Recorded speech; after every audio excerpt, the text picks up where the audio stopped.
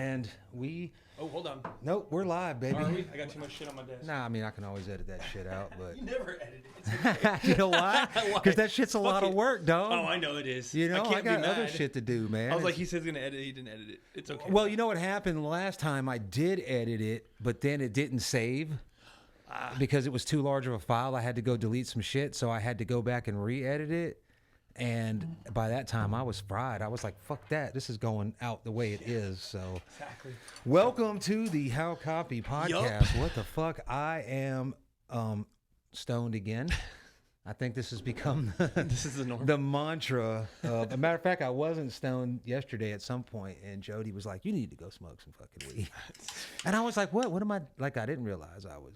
I don't know, man. Life has become an existential crisis. Yeah, Day-to-day man. fucking existence in this goddamn fucking timeline. Yeah. So I feel you, bro. Before we start, Oh, yeah, let's we go got to do the ahead intro. and just ask everybody out there. I mean, we're growing Yeah. slowly, but it's steady and it's pretty solid. But hey, give us a fucking thumbs up, a thumbs down, a Yeah. like, a comment, because while your view does help, there's other things that are measured, like likes, engagement with the audience. So if you got time, the average person is now watching for 7 minutes at a time. So, and there's repeat users. So some people watch it and they come back to it, or they watch it and they're like, I got a life. I can't listen to two dudes ramble on. But you know, if you got the fucking average of 7 minutes to watch the video, just hit the fucking like button. Yeah, exactly. And I'll try to put a reminder. You know, I used to do it when I had a cigar channel, but Like, subscribe, all that. yeah, fun and some stuff. shout outs. I Yeah, know you man. want to get going because we're both pretty fucking So- lit. This is a message for Matthew Harrell, and I think he's in Leland, North Carolina, Oh. and he owns Full Send Auto Body. Nice. Get your ass back in the fucking water, youngin'. I talked to him today. Sweet. Trying to work a deal with something he's selling, and he said that he used to surf a lot in his 20s.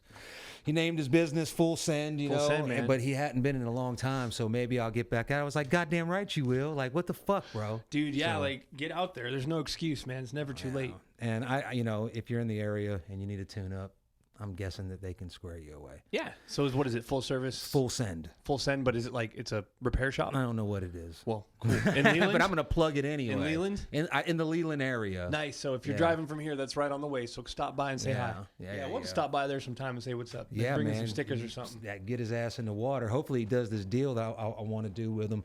But then another shout out. I think the guy's name is Tim. I Oh, can't yeah. remember his last name. It might have been Tom, but I scored a great deal on a surfboard today.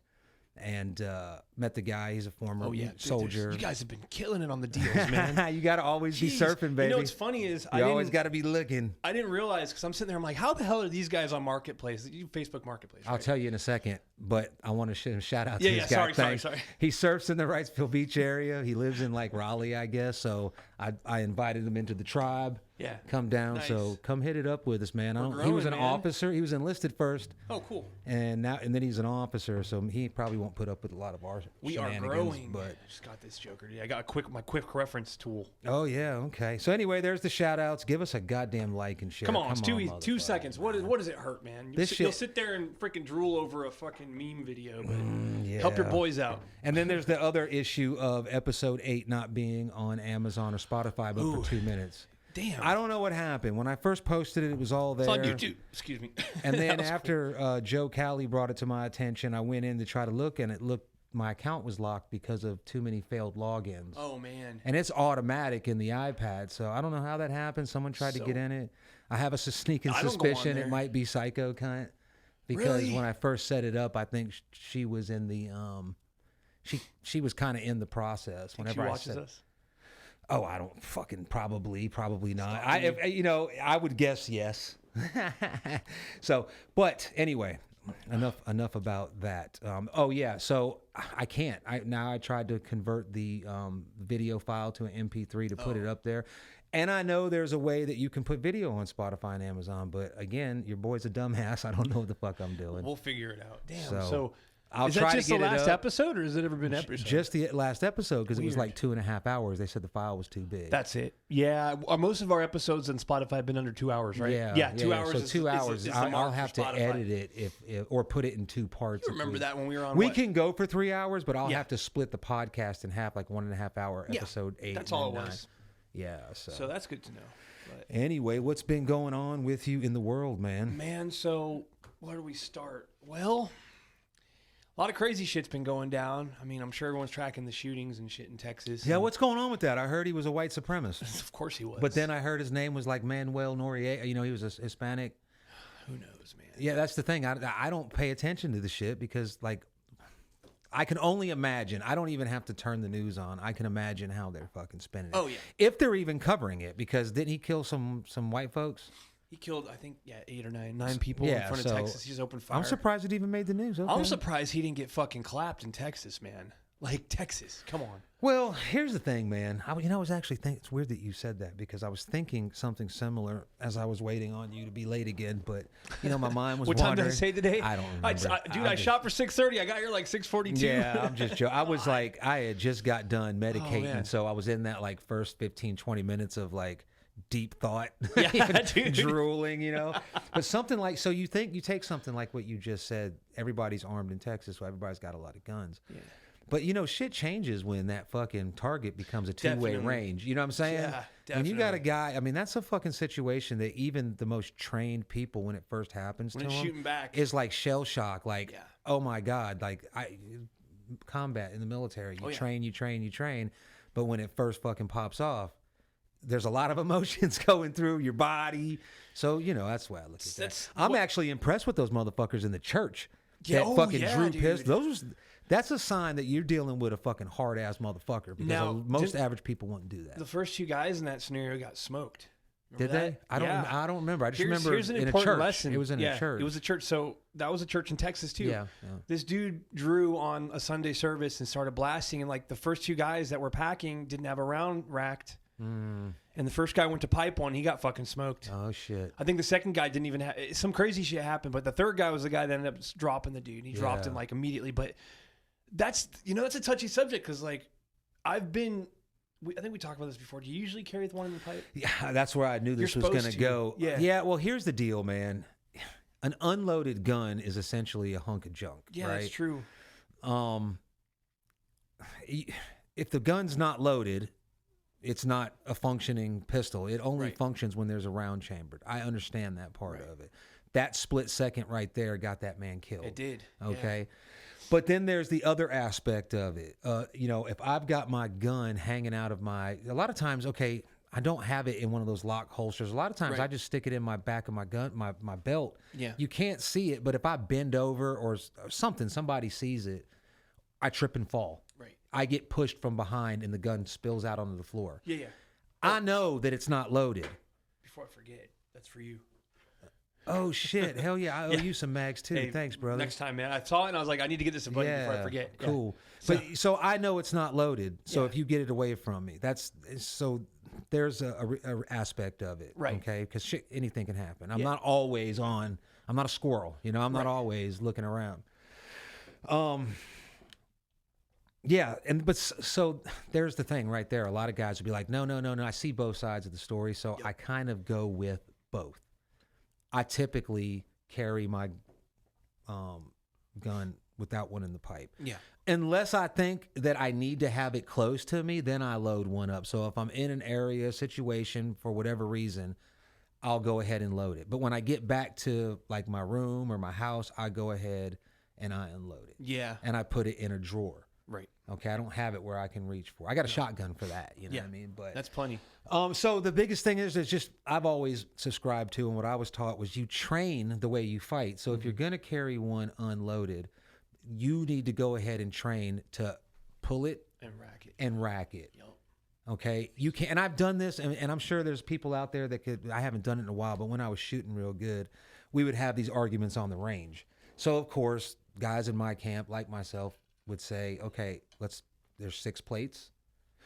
You've got 6, I got 6. Let's fucking draw. I'll fucking draw the way I draw. You draw the way you draw. And I I would say 6 times out of 10 beat the guy. And I'm talking about good shooters. I'm not talking about any old guy off the block. This is what we did for a living. We carried guns and we shot a lot. So about 6 out of 10 I could beat because I pull it out and rack it. In instances where I've had to pull it out and it was already racked, all I do is eject a bullet out of it because it's just instinct. Now, probably not now because it's been years since I've done that type of work. But when you're in that mindset and you're training, so I would say circumstance. Met T. What's the Met T? Mission, enemy, troops, time. Whatever's going on would dictate that. I've had a couple instances now here living in this side of the country where I'm kind of still torn because I used to keep one in the pipe always, but then I'll never forget this, man. And I'm so ashamed of this. All right. Story time. Okay. So I'd been doing a lot of film work and I had an instance happen to me on the border of, that first rest stop on the border of 95? It's going south or north? North, yes. Whatever, like right on the border of Virginia, North Carolina. It's that small little rest stop that has like the whirly wheel, thing. It's like a fucking visitor center too. So I would do film work in Virginia, and I would get I caught the last block of this film work, so it was like a 6-week haul. But I would do like a week on, and then get like the weekend. Is that off. when you were doing porn? Nah, that was before the gay porn. What were you doing? That was Legends and Lies. You say film work? Were you a grip? Were you a cameraman? That was wardrobe, historical wardrobe for Legends like and Civil Lies. War stuff. Yeah. Okay. Pretty major TV series. We want to paint the picture. Yeah, paint the picture. So I would get off at weird, I'd be exhausted, so I try to get home as soon as I could because I didn't have much time. Mm-hmm. This is when I was living in Fuquay. Gotcha. So I'd usually rest for a couple hours and drive home because we'd wrap late at night, and then you get the weekend off. Had to be right back to shooting the next week, and I'd be away from my family. 4 to 6 week blocks. Gotcha. So I'd been carrying, and for some reason, I'm glad I was unloaded this time because I'll tell you what happened. All right, I usually kept one in the stove, right, one in the pipe. Right, it was about 3 a.m. It was at that border exit, and I was in my Expedition at the time. I had a Ford Expedition, so it was like a nice car, used but still nice. And I guess it made me a target because I was sitting there with the engine running, and my window wouldn't go all the way up, so my window's about this far down. It's far enough where you can get your arm in. Mm-hmm. And I was sitting there, and I was exhausted, man, and I was just taking a little nap. And I had my gun right next to me. This is my 45. That's some white people shit right there. Keep going. What? Taking a nap on the side of the fucking interstate with your window down. Rest stop. Yeah. Well, I couldn't help it, man. Finish your story. But, so anyhow, that ain't never gonna happen to me. I wake up to a fucking mass. There's someone reaching across me. That's what I wake up to. So these guys, what they had done was they pulled their car up right in front of mine. It was like a little fucking Toyota silver piece of shit, right? Mm-hmm. And maybe they're trying to get. I don't know what they're doing. I don't know what their intent was, but all I know is that there's some motherfucker reaching into my car. So I'm like, fucking. The first thing I did was right in his face, and I pulled the trigger, and it clicked. Oh, and shit. All I remember seeing was his fucking, there's nothing in the barrel. Yeah. But, I would have blown his fucking face off. Yeah. This is point blank range. I'm glad I didn't. I don't want to have to deal with something like that right now. Yeah. And he got in his fucking car, and they took off. And I'm like, ooh, it's fucking on. So I got in my car, and I'm like freaking out. I'm like, what the fuck just happened? I was pissed off at myself. Yeah, I was like, what the fuck was he? I don't know. He was reaching across me. You had him dead to rights. I understand why you're glad you didn't shoot him, but had you blown his head off, and that's just what happens, and that's a byproduct of that scenario, and he knows that going into it. So this car fucking gets on the interstate, and it's fucking doing like 100, right? So I'm like, ooh, fuck it, I'm following these motherfuckers. So I'm following them. I'm like, I'm gonna call the fucking cops. So I call the cops. The cops like, don't pursue. Yeah, you can't. They're like, do you have a visual on me? Yeah. He's like, can you get a license plate number? I'm like, well, I'm kind of far. He's doing like 100. So I followed them for like fucking 6 miles, and they pulled off and went to this gas station. So I fucking pulled back a little bit. And I fucking was in the cut looking at him, and it was, trying to ID them. And I noticed when they were getting gas, like the dude got out of the car, and he was a younger black dude, and he had a hoodie on, and like he was trying to keep his face hidden from the cameras, and it looked like they were running, I think they were stealing credit cards or something. I don't know. But anyways, I'm waiting there, and the fucking cops are still on their way. And I'm just watching these dudes, man. I'm like, oh, these motherfuckers. Like, oh, God. Like, every ounce of me just wants to fucking smoke these dudes just for being pieces of shits.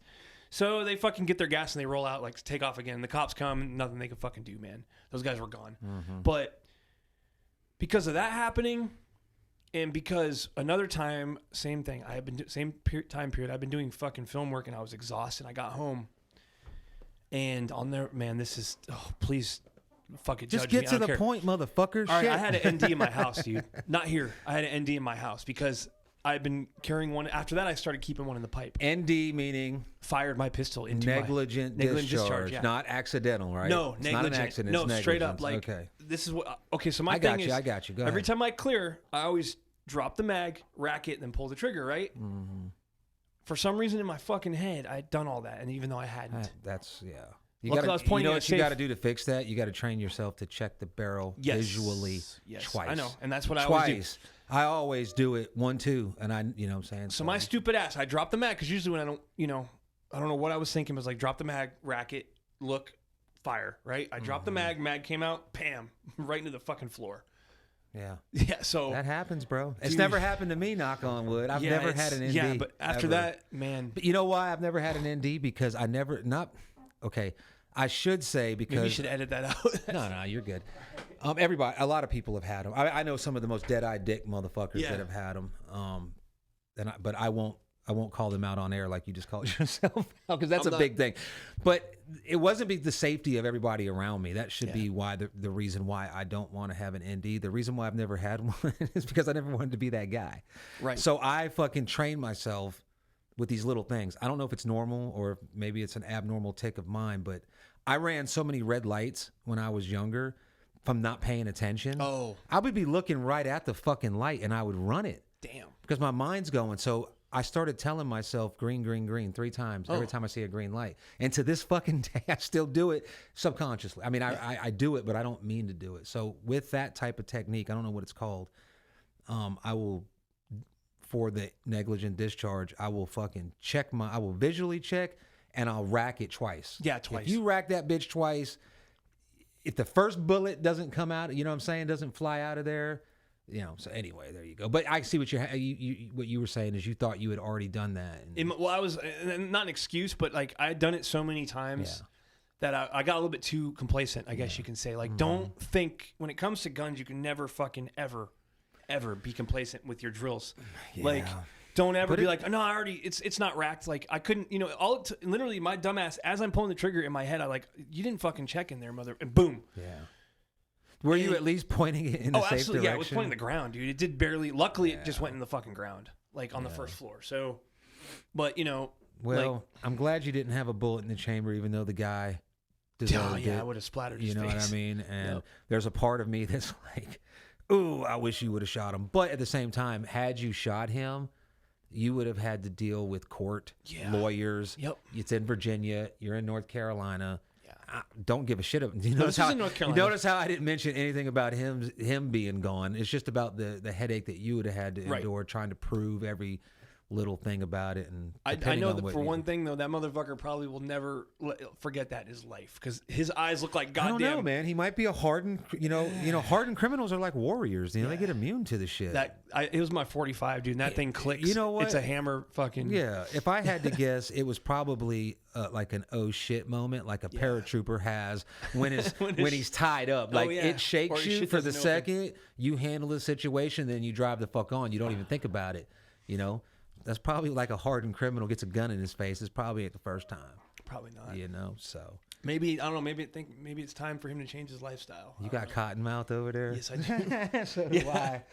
Yo, man. Oh shit. Okay, so we'll sit here and talk about fucking trigger pull and guns all night. Let's fucking try to hit some shit. Do you keep up with anything that's going on in the country outside of memes? No, man, I've been having a rough time mentally, and I've been trying to tune it out, but I need to. Like, I just there was a big thing that happened here. What's that? With Jesus. Did he come back and I missed it? Who? Jesus. No. No, there was a big all right. God. Yeah, I'm losing my train of thought. Dead air. What do you got? No, there's no dead air. I just got notes, man. You know who RFK is? You know Robert Kennedy Jr.? Yeah. He's running for president on the Really? Democratic ticket. Yeah. Oh, great. He's Bobby Kennedy's son. Yeah.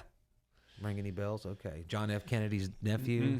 Yeah. He was a president, Brand, that was assassinated. Yeah, I know that. So I heard about that. what makes this story unique is this guy is running for president, and he's publicly said recently that he undoubtedly, without a shadow of a doubt, believes the CIA killed his uncle. Really? Yeah. John F. Kennedy. Yeah. And I mean, the way he talks, I haven't heard him say it per se that he wants to do exactly like what John F. Kennedy was going to do. He wants to disband the CIA and do all this shit.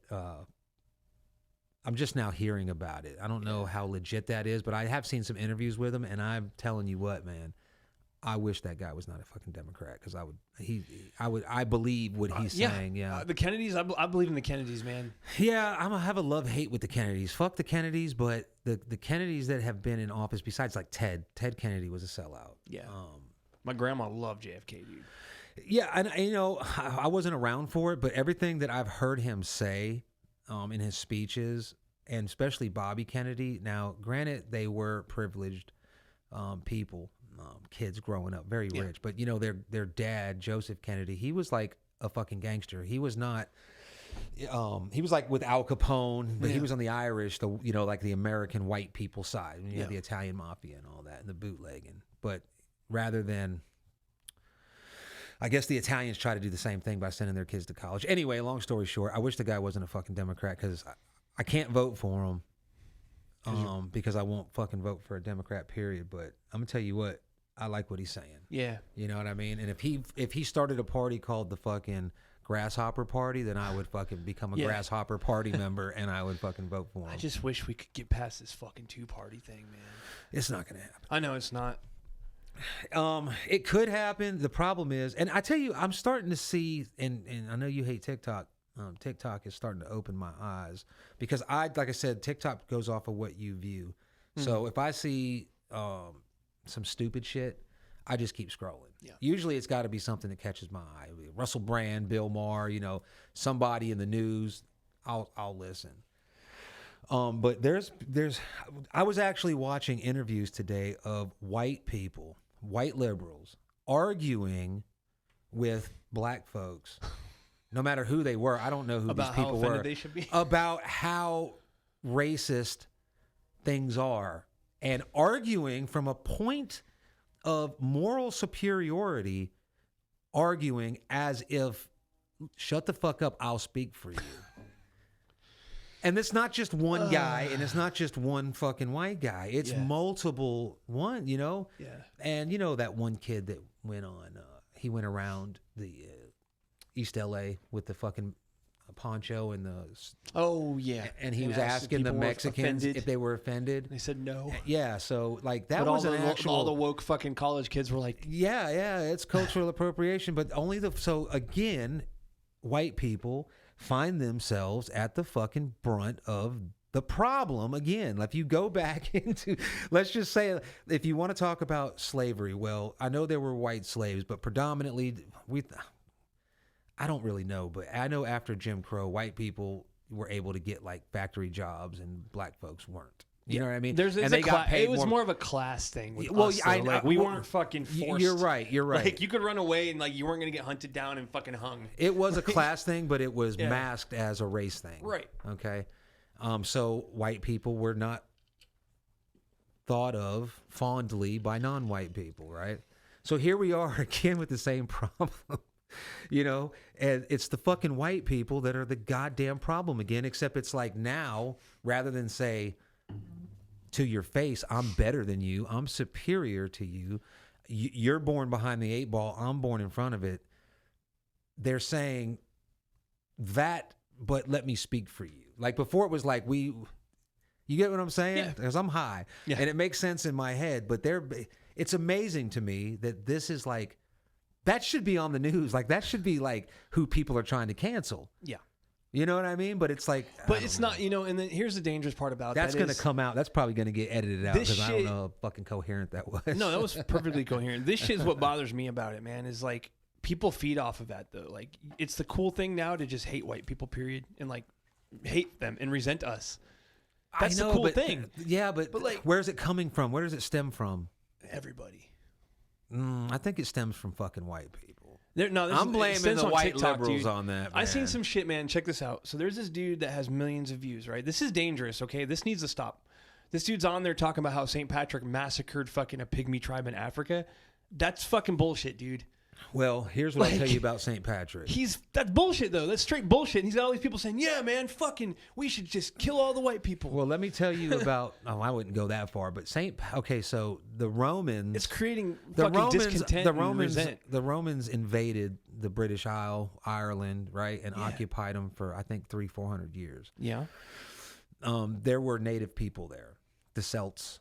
Yeah, but they weren't fucking pygmy African tribes. No. This guy's saying forget that part. This guy's saying that in Ireland, he's one of those like Afrocentro guys. I know what you're saying, but let me tell you the story about fucking St. Patrick's, and then somebody can tell me if I'm wrong. The official story is St. Patrick is celebrated because he went to Ireland and he killed all the snakes. Well, it's a figure of speech, right?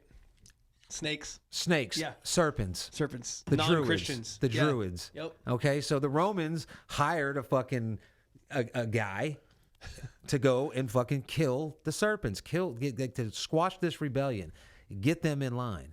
So basically, St. Patrick was a fucking Roman that killed fucking Celts, and the Celts fucking celebrate him every year. Now, I don't know if that's true. The official version, like I said, he killed all the snakes. Even when I was a kid, I was like, how the fuck does a man back then kill every snake? And how does he know that he killed every snake? He didn't. I think what it is, it's just an Irish American holiday, just like Cinco de Mayo. Dude, Cinco de Mayo is not fucking. I think the fucking potato heads in Ireland fucking celebrate that shit too. Yeah.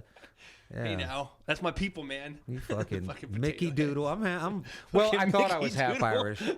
We used to, because every ethnicity and every nationality has a slur. Oh yeah. You know what I'm saying? So with the Italians, you can call them guineas, you can call them wops.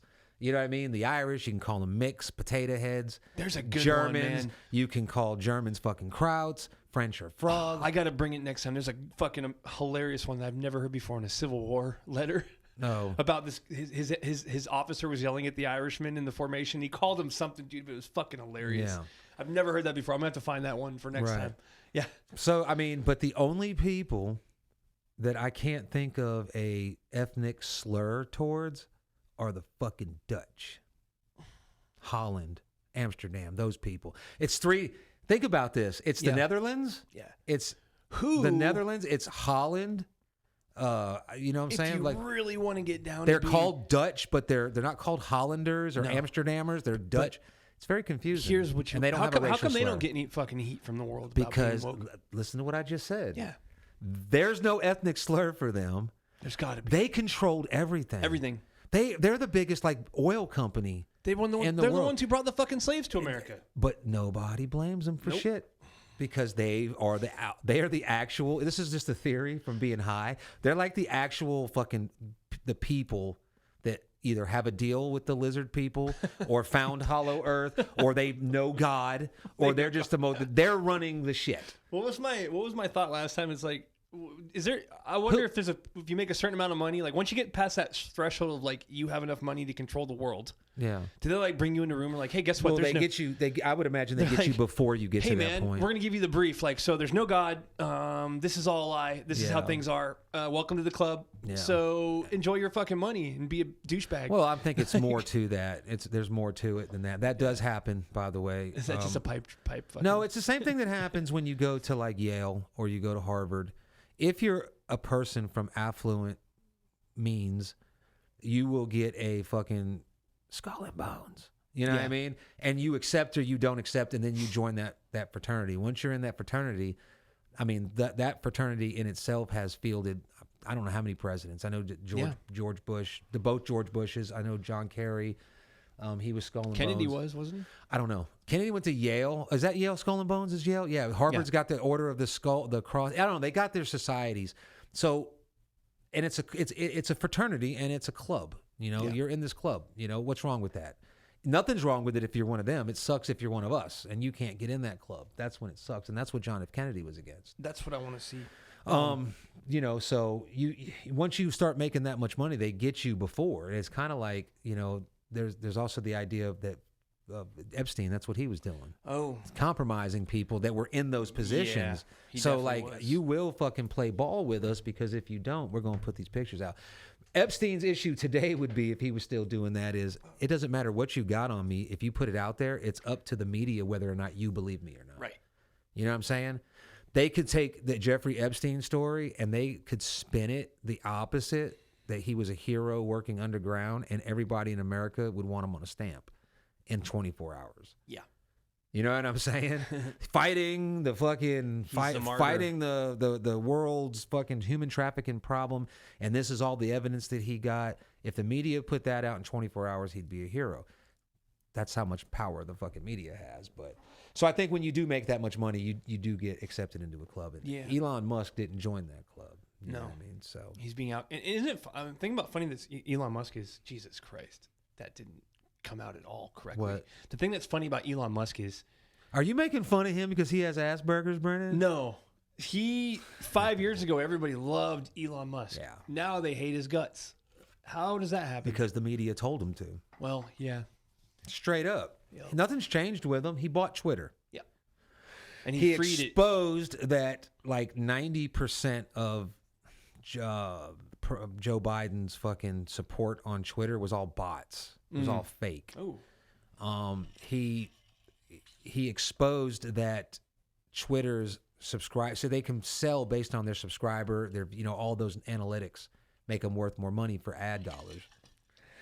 So they oversold it, and he also exposed that the FBI and the fucking Twitter and the news agencies made a deal to keep the Hunter Biden laptop story played down and shadow banned until after the election. There's proof of that. So if the media spun it as freedom fighter, which is essentially what he is, he spent $47 billion on Twitter. It ain't worth that much money. Why did he do it? $47 billion. Yeah. God. Well, I mean, he did it because he believes in free speech, and that's what he said, the reason why he wanted to buy it, and that's what he's proven. You know what I'm saying? He should be celebrated, but instead, because the media is controlled by the other side, So what's the deal now with Twitter? Like you won't get banned for saying anything? I don't know. I've never used Twitter, unfortunately. Neither have I. I've never wanted to use something that the first four letters of it are twit. Well, I mean, I didn't judge it like that. I'm a guy that's going to use what's popular, what's easiest. So I was using MySpace, and I spent a lot of time. Did you have a MySpace account? Yeah, of course. So I had like music played. The cool profile, man. I had like the cool profile. What I have online, I had the fucking like Obey picture with like the AK and the rifles and stuff going to the sky with the flower. You know, the Mike Giant Obey art. So cool. Yeah. And you had the shit falling down. I had the fucking Blackbeard pirate flag. And I think I had that too. When you opened it up, it played Madashahu. You know who Madashahu is? Yeah. The Hasidic Jew reggae singer. No cultural appropriation there at all. He's dope, man. Yeah, he's cool though. But yeah, so Facebook came along. I don't even know how I heard about it. I heard about it on the news. Mm-hmm. I got one when I moved to Hawaii. Everyone was like, you gotta get on Facebook, man. Yeah, and I didn't want to. Facebook? And when I went to it, I thought it was dumb. But then I started noticing that I was getting more traffic. So, it just took over like it did organically. Twitter came along, and I signed right up for it. And then I looked at it, and I was like, oh, I don't know how many. I don't want to hear what you have to say. Show me a picture. I'm interested. The fun thing about Twitter is I heard from my friend, he's like, the only reason he's on it is because you can go straight to a celebrity's page and like you can like call them out. Yeah. And they'll see it and sometimes they'll react to it. So that's the cool thing about Twitter is there's not like, if it's you can tweet someone directly. That's kind of cool, but I still never got sucked into it. I called out Michael Rappaport one time and he fucking responded. And I thought, because you know who Michael Rappaport is? No, I don't know who Michael Rappaport is. Because you look of just course like him. I don't look like Michael I know Rappaport. you know who your fucking idol, Remy. No, Your he's not my Remy. But are you familiar with where he's at like today? Michael Rappaport? Okay. Well, he's a fucking guy that I love to hate. Yeah. I like him. I think he's funny. Yeah. He is funny. I don't think he's funny. He's funny. I've read his book. The fucking This Book Has Balls. I watched that fucking show that he did where he has the fucking autistic kid on Netflix. I forgot what it's called. Good show. He's a good guy. He's just mouthy as fuck, and when I don't agree with him, how he comes across makes me hate his guts. He hates Trump. Yeah. I think he knows him. You know what I mean? I think he knows him from like the Playboy Mansion and all. He knows that Trump is out up there doing the Christian thing when really he likes vagina. You know what I mean? And he's been chasing vagina. I mean, why not? I'm not downing him for that. But I think Michael Rappaport kind of knows him. Maybe Trump snubbed him. I don't know what the reason is, but he fucking hates him. And so when he starts talking, sometimes I hate his guts. But I forgot why I was talking about Michael Rappaport. You're going to have to remind me. Twitter. So I was on it, and he said something, and I said, I don't know why. It was Facebook, actually, but I think it was Twitter via Facebook type of thing, if that's a thing. But I said, look, something about him being fucking pasty-ass red, because he's got like red hair. He's like you know what I mean? So I called him out. I attacked the ginger. Like, yeah, I guess. But I said something about his fucking movie, Zebrahead, which was a stupid fucking movie. It sucked. And I said, I don't know why I keep saying your shit. And he came back with, you follow me, ho. And I was like, holy shit, True. This motherfucker, like... So anyway, I love the guy, I hate the guy. But I'm not interested in really doing that because I don't... If I said something to Bill Maher, which Bill Maher's too fucking famous, he's not even responding. I wouldn't want him to not like me because of that one little thing, you know. What the fuck is Bill Maher going to do? I like Bill Maher, man. I think Bill Maher's an important part of our fucking country right now. I really do. Did you ever see the podcast of Theo Von and him? Yeah. It's fucking hilarious. Yeah. Because he's great. Busting Theo's balls. Yeah, well, I tell you what I just recently started watching is he's got his own podcast now called... Who doesn't have their own podcast? I mean, it's a thing. I'm telling you right now... I saw a meme yesterday. I'm going to tell you right now, independent podcast are more crucial to the freedom of speech and delivery of information and everything in this country more than fucking Fox News, CNN, and any of them. It's just normal people talking. Because it's not an agenda like fucking Bill Maher had Kid Rock. They were on there for an hour and a half. They talked. They're friends. If you know anything about Bill Maher and if you know anything about Kid Rock, you think that these people are supposed to hate. They're supposed to hate each other. But they're showing, like the media basically tells you if they disagree with you, shun them and don't like them. Fox News does it. They say they don't. They're like, oh, we're fair and balanced, but they take a very, very hardline Republican view. Yeah.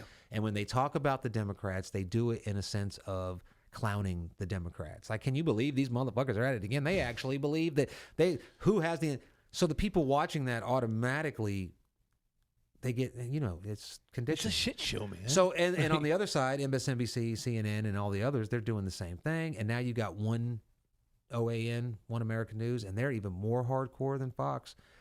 I'm not saying that they're lying, but they're just the way they spin it. So we're conditioned to not like each other. Oh, you like... you're a Republican, you're a Democrat. So, but I think that podcasts right now are more important for this country. And I think that Bill Maher is an important person. I think that Joe Rogan's an important person. I think Theo Von is fun, because Theo Von, even though he's not talking about grappling issues, he's funny. Yeah. And he jokes on some shit that a lot of people are scared to, and it makes everybody fucking laugh. So this is it. This is the only platform I think for Americans out there that want truth. I think so. Because I saw a comment that said in the future all the textbooks are going to be gone and everyone's just going to learn history from two 35-year-old white guys having a podcast. I was like, damn, did someone watch our show? No. What, 35? Thanks. I know, a little bit more. Yeah. You can learn a lot from a fucking podcast. Yeah. Like, I'll tell you what it's probably useless information, but I was watching Jesse James, West Coast Choppers, on some interview, and he was talking about when he made the deal with Walmart. Okay? Oh, and I remember that. The way he said it was, at the time, Walmart was like where everybody dumped their shit. Like, it was a cheap store. And if you got your clothes from Walmart when I was a kid, you got made fun of. They had shit. Now Walmart has somewhere along the line that transitioned, right? I don't know when. It's just all of a sudden there's some pretty good shit at Walmart. What did I see at Walmart the other day? I saw a fucking surf brand, dude. Was it OP? Holden or some shit? OP, maybe? I was like, what the fuck? No, Holden. Oh, yeah. I was like, what? So because you're from my generation, we remember, like, if you saw Nikes in Walmart, you were like, Nike's going out of business. Like, as soon as motherfucking And1 showed up in fucking Walmart, you were like, Champion's the hot shit now, right? Like, I don't Champion. Know. I don't know. So it used to be in New York City. Hey, youngsters, let me put you on to some truth about Champion. Hype, man. Hype is something that's going to dictate the future market as well. I think it used to a little bit back in the day, but now it's everything. Champion used to be the Walmart, like, generic brand. You go to Walmart, you get a Champion shirt for $7. What year are we talking about? Like 90s. Not in New York City.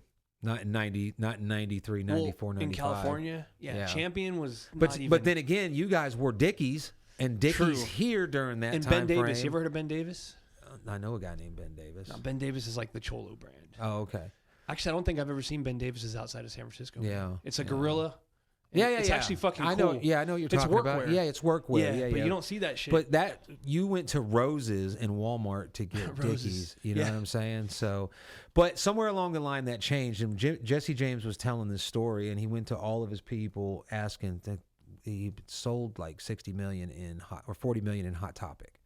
700 stores. West Coast choppers. Walmart is like fucking 3,500 stores. So he goes to all of his fucking advisors and they're like, nah, don't do it. Don't ruin your brand that way. Because they're all our age, right? So they would associate West Coast choppers over you're selling your shit at Walmart. You're going out of business. Fucking Kid Rock told him, fuck, I wish I had something that Walmart wanted to sell. They're going to fucking fuck what people think. Yeah. Fuck what people think about, oh, Jesse James's stuff's in Walmart. Fuck that. Do you want people wearing your shit? Yes. Do you want to sell it? They can sell more of it. Boom, boom, boom. He takes Kid Rock's advice. In 60 days, they sell $100 fucking million. Well, and that was about the time that Walmart started flipping. So see, the thing about our generation was you don't sell out no matter what. That was the thing. And you stand fast and you don't sell out. But this generation is you fucking sell out as soon as you can. Well, I don't consider it selling out. Have you ever watched, before I steal this line, have you ever watched SLC Punk? Yeah. Remember what his dad said at the end? I didn't sell out. I bought in. He's like, I guess we're all fucking posers. But yeah. You buy the fuck in because you can be original your whole fucking life. If that's true. If that originality makes you a fucking broke non-contributor to society, maybe you're not hurting society, but you're not contributing. I feel sorry for you, man. So people could say, like we'll take surfing, for example. A lot of people called Kelly Slater a fucking sellout because he went and did fucking Baywatch. Oh, yeah. And it was terrible. And he admits that he was embarrassed and tried to get off of it. But what did he get out of that? He got a whole lot of money and he spent some time with Miss Pamela Anderson. Yeah. You know what I mean? So fuck that. I'm buying in, motherfucker. Pamela Anderson ain't you can shit. talk all the shit you want from across the tracks in your fucking trailer park, wherever the fuck you're at, in your $300,000 home, your $500,000 home that you fucking are stretched to the max in your fucking credit to maintain. Call all the shit about originality you want. I'll consider that when I'm sitting in Malibu with fucking Pamela Anderson fucking naked in the kitchen. You know what I'm saying? Fuck you, bro. Yeah. Like, come on, man. That's funny, too, because she used to be the hot shit. Now she's like, she has a Netflix show where she's like, I guess she's come back into the scene, but she looks haggard, bro. Well, Poor Pamela Anderson, man. I kind of feel sorry. I feel sorry for women in the aspect of as they get older. Okay, they age. We all age. Yeah. Like we all start losing our looks, and these people in Hollywood are so conceited, and maybe rightfully so because they got to be on camera. It's all a fucking show. Nobody wants to fucking look at themselves and fucking think, God damn, I'm getting old. But they get so conceited and they're getting all this plastic surgery and it makes them look worse. Because they look like fucking mannequins. Weird. Yeah, I would just, I mean, don't get me wrong. I'm not anti-plastic surgery. If I get to the point where I feel like I need to get cut behind my ears. I'm going to make fun of you. No, and I'll do it and I'll admit to it. Even today, I use fucking facial shit that's cool, man. I mean, hydrochloric acid or hydroclonic acid, whatever fucking Jody gives me from Ulta. Yeah. I use that stuff, but I will never get to the point where I'm getting my lips altered, a nose job, my cheeks filled in. Look at Clint Eastwood. The poor fucking guy he can't even move any part of his face. I don't know why people, it sucks. Aging fucking sucks, but dude, you got to just accept it. Embrace that shit or try to beat it. Yeah. Look at Laird Hamilton. Yeah. Laird Hamilton is he'll fucking out whatever the fuck me and you put together any day of the week. That dude's a beast. Whatever the fuck. It doesn't matter. A jigsaw puzzle, he's going to kick your ass. Yep. Fucking surfing, building a fucking barn, he's going to kick your ass. He's just physically fit. His mind is so fucking strong. If he dies before he hits 100, I'll be fucking... Well, I'm sure his heart will give out. I don't know, man. He's in great shape. Dude's done a lot of cocaine. I don't know. What? Dude, pro surfers in the 80s, He was never a pro surfer. You're right. Laird did his own thing. Laird never competed. You're right. Laird's always been a free surfer. He's the original free surfer. He's the guy that drops into fucking 40-foot waves on stand-up paddles and shit. He is the guy who basically, we're not going to say invent because people have been sliding waves for thousands of years in different ways. Style, though. But he's the one that brought stand-up paddleboarding to life. He's the one that brought windsurfing to life. And he's the one that brought toe-in big wave surfing to life. Now, that's not to say that he did it all himself. When he did the big wave thing, he had a crew, and they all worked together. But I believe he was like the captain of the ship. His big thing was when he was on North Shore. Yeah. Well, he was North a Shore model, an actor. You know, he was. It's funny because he plays a giant douchebag on North Shore. Have you seen it? Yeah. Fuck yeah, I've seen that. I made my kid watch That's it. a classic. That was one of my favorite movies when I was a kid. And I wanted to surf, but I was, I had skateboards because I was I didn't have the beach or no one to drive me there. But yeah, man. Laird Hamilton's a fucking beast, bro. I wouldn't suck his cock, but if he was around, I would just be like, I'm just gonna listen. Like, if he takes charge, I'm just gonna fucking say, okay, what do you need me to do?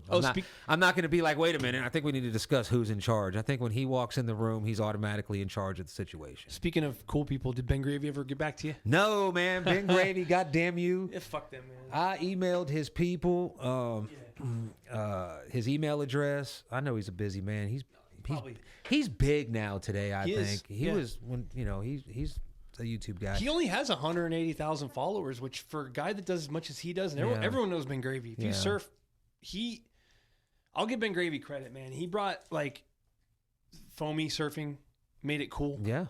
And he put the East Coast on the map for surfing. I've got Him and Mason really did, but they put the East Coast on the map for surfers. Matter of fact, I got a fucking Hyperflex wetsuit because of him. Yeah. That's who I was watching when I first started getting into it. Like I said, hype. It's really a shame because that pineapple board really is the same thing as the $200 board, just has pineapples in the bottom. Yeah. It's not. It's not $200 though. It's not. It's $500. It's like fucking $400 for the 7 foot. I mean, for the 9 foot log that's just like the one Jody's got. Mm-hmm. It's like another $75 for the pineapples. And you know what? That's where he probably makes his money. He don't make the surfboards, right? Right. So Catch Surf makes the surfboard. So they put Ben Gravy pineapple signature on it, and they sell it. I want to buy it because I want to support him. And so I do. He's got to make money too, He don't own the surfboard factory. I could have swore I've seen that logo. So think of it that way. See, the way you just thought about it, we got a lot of work to do on you. You've got a very typical America attitude. I do. Yeah, like I believe that you always think that somebody's got to pay. You know what I mean? Someone's got to pay for this shit. Even if it's none of your business. Okay, that's an American trait. Or maybe a white person trait. I'm just saying American trait. But you just looked at Ben Gravy's surfboard and said, it's the same thing as the other one, almost like you're getting ripped off. But when you look at it, when you buy the surf, you watch his videos all the time. He entertains you. Maybe you've learned something. So you buy the board. It costs a little bit extra money, but that's how he makes a living so he can keep entertaining you. Right. That's where I think that your mind should be, being that you're behind a microphone in front of a camera. True. Talking to, we're up to fucking, we got 10 more subscribers in 24 hours. Yeah. So we're up to 60 on now. YouTube. Yeah. Yeah. And our last podcast on YouTube got 16 more views than our last one at the same time. Does that make sense? Yes. So we're increasing. Every time we put one out, it increases. Good. What's really helping is the YouTube shorts. And I kind of cheated. I used a fucking Russell Brand video of him talking on the Bill Maher show, and I put "How Copy Podcast Approved" message and put it out, and that got like fucking thousands of fucking views and comments that had nothing to do with us, but you never know, somebody could have clicked through on that. But yeah, I mean, I like Russell Brand though. I used to hate this guy. Russell Brand is awesome. the American fucking hero. It's too bad that he's not a fucking more formidable, like kick your ass type of dude. Well. Because if you could take, he's always been in the movies, he's always that dude you want to fucking punch in the throat. Like, and he probably, even though he does jujitsu, now I don't know, he might be an ass kicker now, but he just looks like the guy that you would just slap around. Yeah, you know what I mean? Like he's gonna fight you like this, you know. But he has points, good points. Everything. Yeah, I think a lot of people when they hear Russell Brand, they think British comedians aren't very funny to American audiences. For the most part. So he was a big rock star type comedian. A lot of women think he's sexy because he's fucking incredibly good looking, and he's got the rock star, the way he dresses and all that. Yeah. So he's famous, but I don't think I mention him to people and they're like, I hate that guy. They just automatically assume that he's a fucking liberal. Yeah. And he is. He's an out of touch, like vegan Hollywood Hills living, which he is. He's a fucking liberal, and he has not changed since fucking 10 years ago when it's that the paradigm, if that's the word, the pendulum has shifted that much so that the fucking conservatives of 10 years ago are now like liberals today. Yeah. You know what I'm saying? It wasn't fucking Democrats that I remember that wanted to fucking censor the 2 Live Crew and NWA and gangster rap and everything being satanic in the 80s. That was all like the Republicans. That was America then. That was middle America. No, kids shouldn't be listening to good Christian music. We need to have prayers in schools, and these homos need to stay in the closet and all that. Now talk to your average fucking Republican. They don't give a fucking shit. Or I won't say Republican. Take that back. Middle American. They don't give a fuck who's gay. Okay? You can move in next door to them, and they'll be polite to you nowadays. They just don't want you showing their third graders fucking porn. You know, or talking about trying to explain what a trans man is to a 3-year-old. So that I think that's respectable.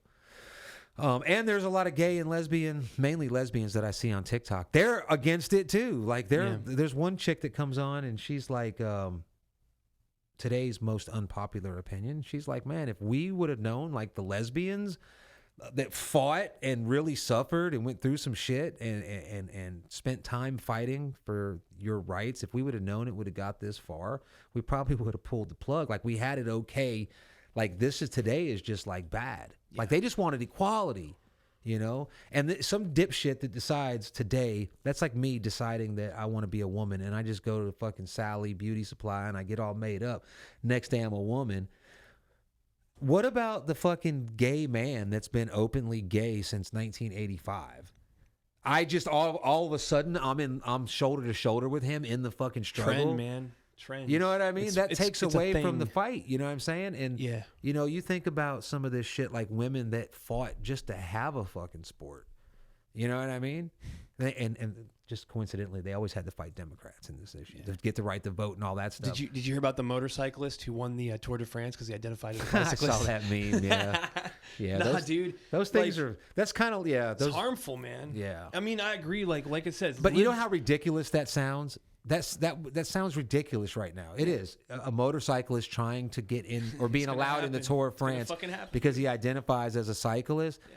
That's about how dumb the shit that's going on today sounded 5-10 years ago. You know what I'm saying? So anything, and I'm convinced at this point, we're going to take a break here in a minute so we can do a nice, we're already at 51 minutes, but I'm starting to think that it all started with EV on water and it's a bunch of fucking billionaires and they're betting on us, on how fucking stupid it's like Squid we Games are. For them, man. It's like they go to their little fucking VIP room and they're like, look at these fucking idiots. They just make shit up. Who had 300,000 on the fucking the Black Lives Movement fucking burning down St. Louis? Or 3 million. Or just imagine this. Imagine, 1983, we're billionaires and we're sitting in the fucking smoking the doobie or doing a podcast. And I tell you, look, I'm going to fucking bottle fucking water and I'm going to fucking sell that shit for $1 a bottle. Remember that girl who You'd be like, are you fucking... Don't deal with the fucking bottle farts. That's freaks. That's not mainstream. But that shit exists, man. And the internet gives everyone a platform to fucking do that shit, you're not going to bottle farts and sell it to the world. You'll sell it to a few freaks. For $15,000 a white jar, dudes. I guarantee it wasn't white dudes. Japanese and white dudes. Yeah, definitely Asian dudes. Asian dudes. Man, you can buy... You can fucking go to a vending machine. We can't talk about other people. No. I don't. First of all, I'll talk about whoever the fuck I want, how I want, and if someone doesn't like it, fuck them. And if they don't like it enough to have a conversation, and I find out that I'm wrong, I'll apologize. That's how I'm gonna live my life. So, in Japan, you can literally go to a vending machine and you can buy used panties. Is that true, or is that just all white? No, it's true. Have I seen it? No. I don't think that's real, man. Yeah. No, Google it. Oh, I can't. I have to connect to the internet. Oh, I realized I brought my Wi-Fi here. Google that shit. I saw a documentary on kinks, and that was one of them. Yeah. You know what's crazy about Japan, though? And the girl that fucking sold farts, I don't know that she's even telling the truth. I'm just going to take the word that she made some money on OnlyFans selling farts. Here's a note about Japan. So how can Japan exist like this? Japan culture up front is very polite, respectful, very old school, very traditional. But behind the scenes, bro, there's some freaky shit going on. Well, they're private. They're very private. So maybe that's where we fuck up. Being polite and giving respect to get respect is almost an act of privacy. You know what I'm saying? I'm telling you up front, hey, how you doing? Boom, boom, boom. And then you know what I'm saying? Yeah. I'm not leaving anything out there for you to guess at so you can come snooping around. So by being upfront and polite, you're being private. So I guess what I'm saying, is it time for us in our culture to not maybe put everything out in the fucking internet and to keep some shit to ourselves? Man, why do you keep going after that? Everything should be on the internet. Think so? Every fucking thing should be on the internet so everybody can experience it. It's just fucking weird, man. To you, it's weird. But here's the thing. If you want to fucking smell dirty underwear, no, I'm saying that's your fucking right. Why would I want to do anything to stop access to that or to stop you from doing that? If that's what you want to do, no, it's not hurting anybody. Go for it. Not only that, someone has to buy those used underwear off of so somebody's making money. Some single mom in a trailer park is supporting her fucking 8 kids. Not in Japan. There's no trailer No, parks in Japan. they're buying the panties. They like panties from here. What? Yeah, they like American women's panties. Wow, gross. Yeah, because it probably smells worse. Like Japanese cooters probably got to smell pretty good because their diet, from as far as I know, their diet is a lot of like light foods like fish and raw foods and stuff like that. That's funny, man. So you are what you eat. You know what I'm saying? So if you eat a bunch of fucking garbage, then your body parts are going to fucking smell mustier. Oh, we definitely have different smells as cultures. Yeah, That's my true. body odor changed when I stopped eating garlic.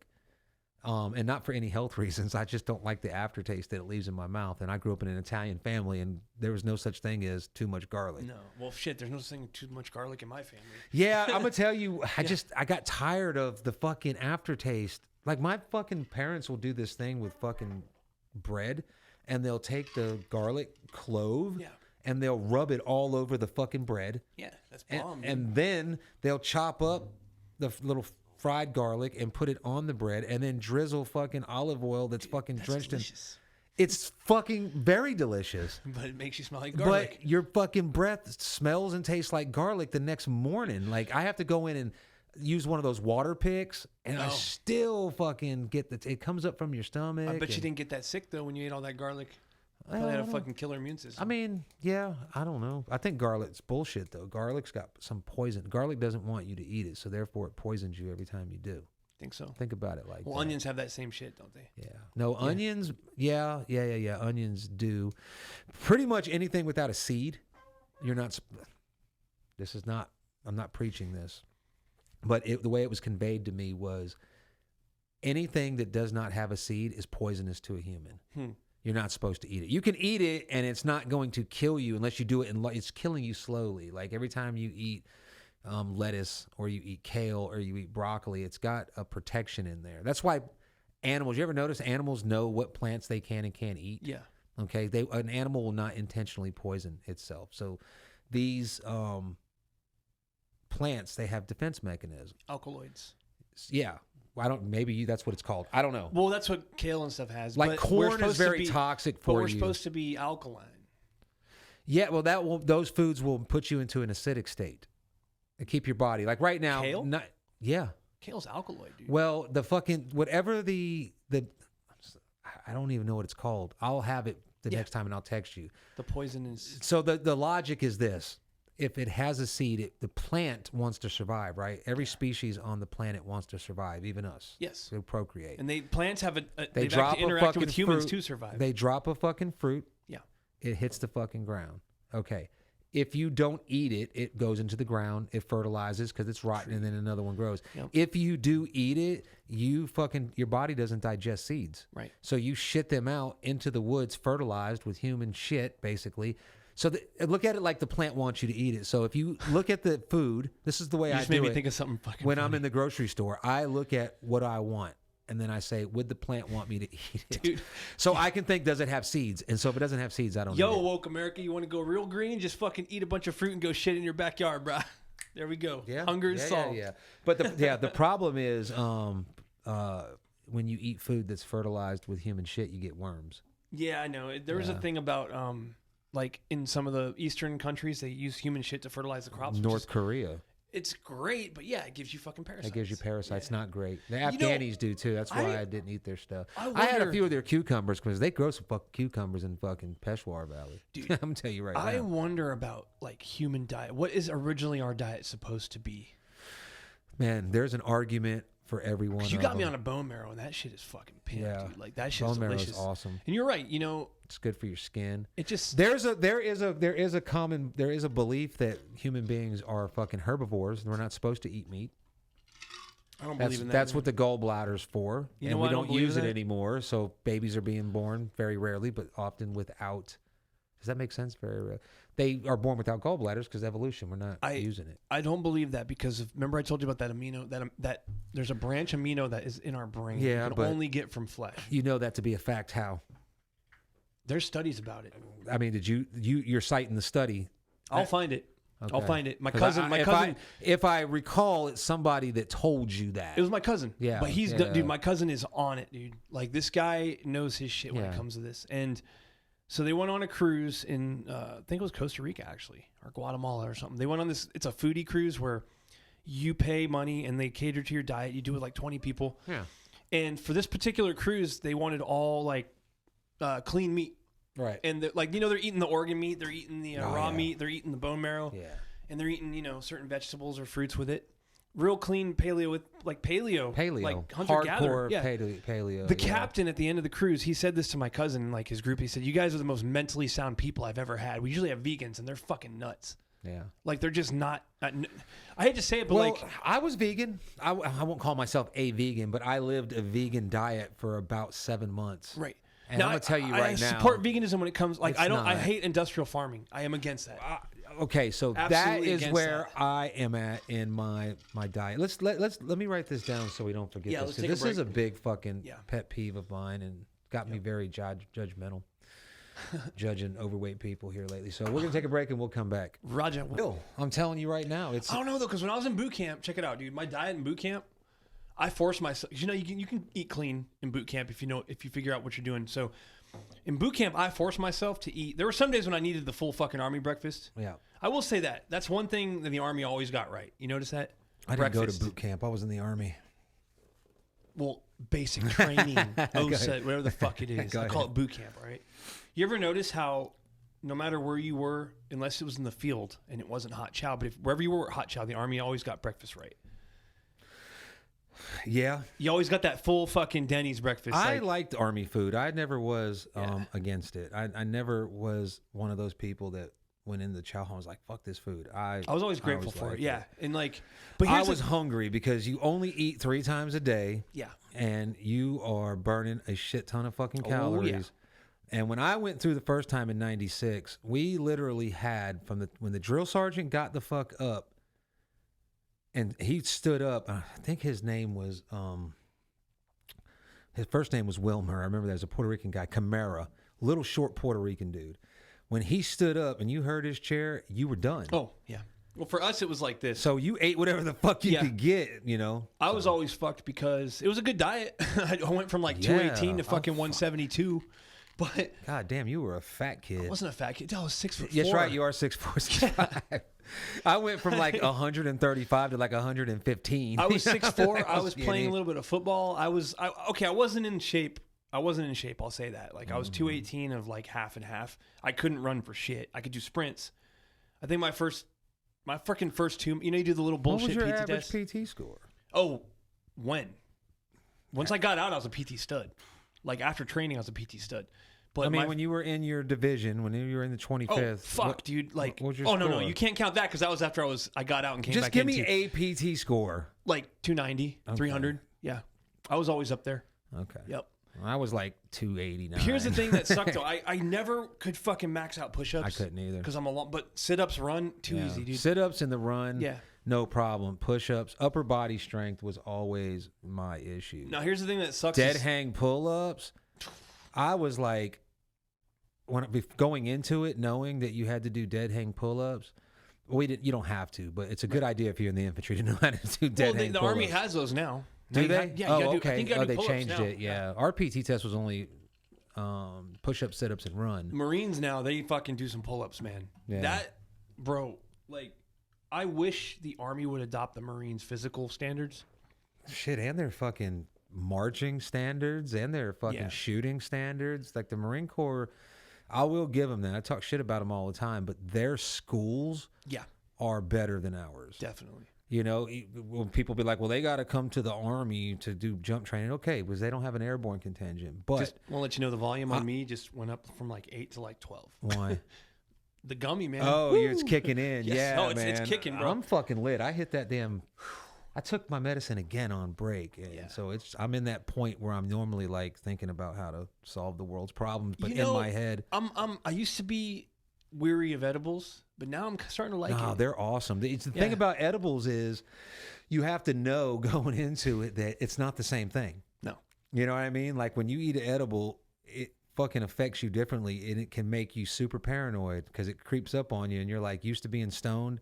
When you're stoned, it's usually, just for me, it's usually in my head. And you know you just smoked. You know you're high. Yeah. When you eat an edible, man, it could be 2 hours. All of a sudden, it's like you're looking at something, and it's like, I've been looking at this for fucking whoa. Yeah. And it just creeps up. And like I think that was a pretty good. My wife number 3 at one point, my last ex-wife,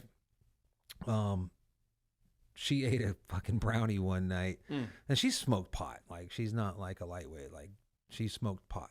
She does not a regular, but you know, she's familiar with it.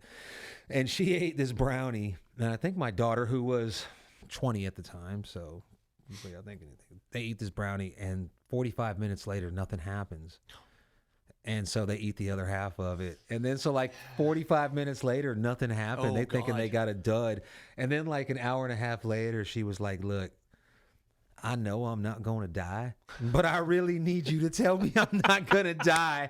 And I was like, and I didn't use any, I didn't eat nothing. Yeah. And I was probably a dick, like, you're gonna No, die. yeah, I could see you doing that. No, dude. I don't know. I definitely didn't go into what I probably would do now would be like concerned, like sympathetic. I was probably laughing. Hell, I might even been annoyed. I don't fucking remember. You know, when you're around somebody that's drunk and you're not drunk, I fucking hate them, man. I don't like anybody. This is how I fucking judge who I hang out with. If you can fucking drink, or you can smoke dope, or whatever it is that you do, if you can do that without being an annoying, rambunctious, I don't give a fuck type of motherfucker, we can hang out. Yeah. If you're one of those people that becomes a different person when you're drunk, I don't like the drunk person, and now I don't like you. I just don't like that. There's a term for that in Hawaii. I love it. It's called a no can handle Randall. Yeah, no can handle. No can handle Randall. You know, and some people. The worst is when you go out with them. Like they're cool. You know this person. You've been hanging out with them. You know they're as soon as that fucking liquor gets in them, they. Yeah. Yeah. And then it almost becomes like, you know, they're acting without giving one thought about the consequences. And that's fine if you want to live that way. I just don't want to be there. It's like a ticking time bomb. Yeah. You know, I don't want to come back from the bathroom and now all of a sudden we're fighting. Yeah, we're fighting. I had that happen to me. Look, I had that happen to me. So I won't go into specifics. Oh, pause it real quick.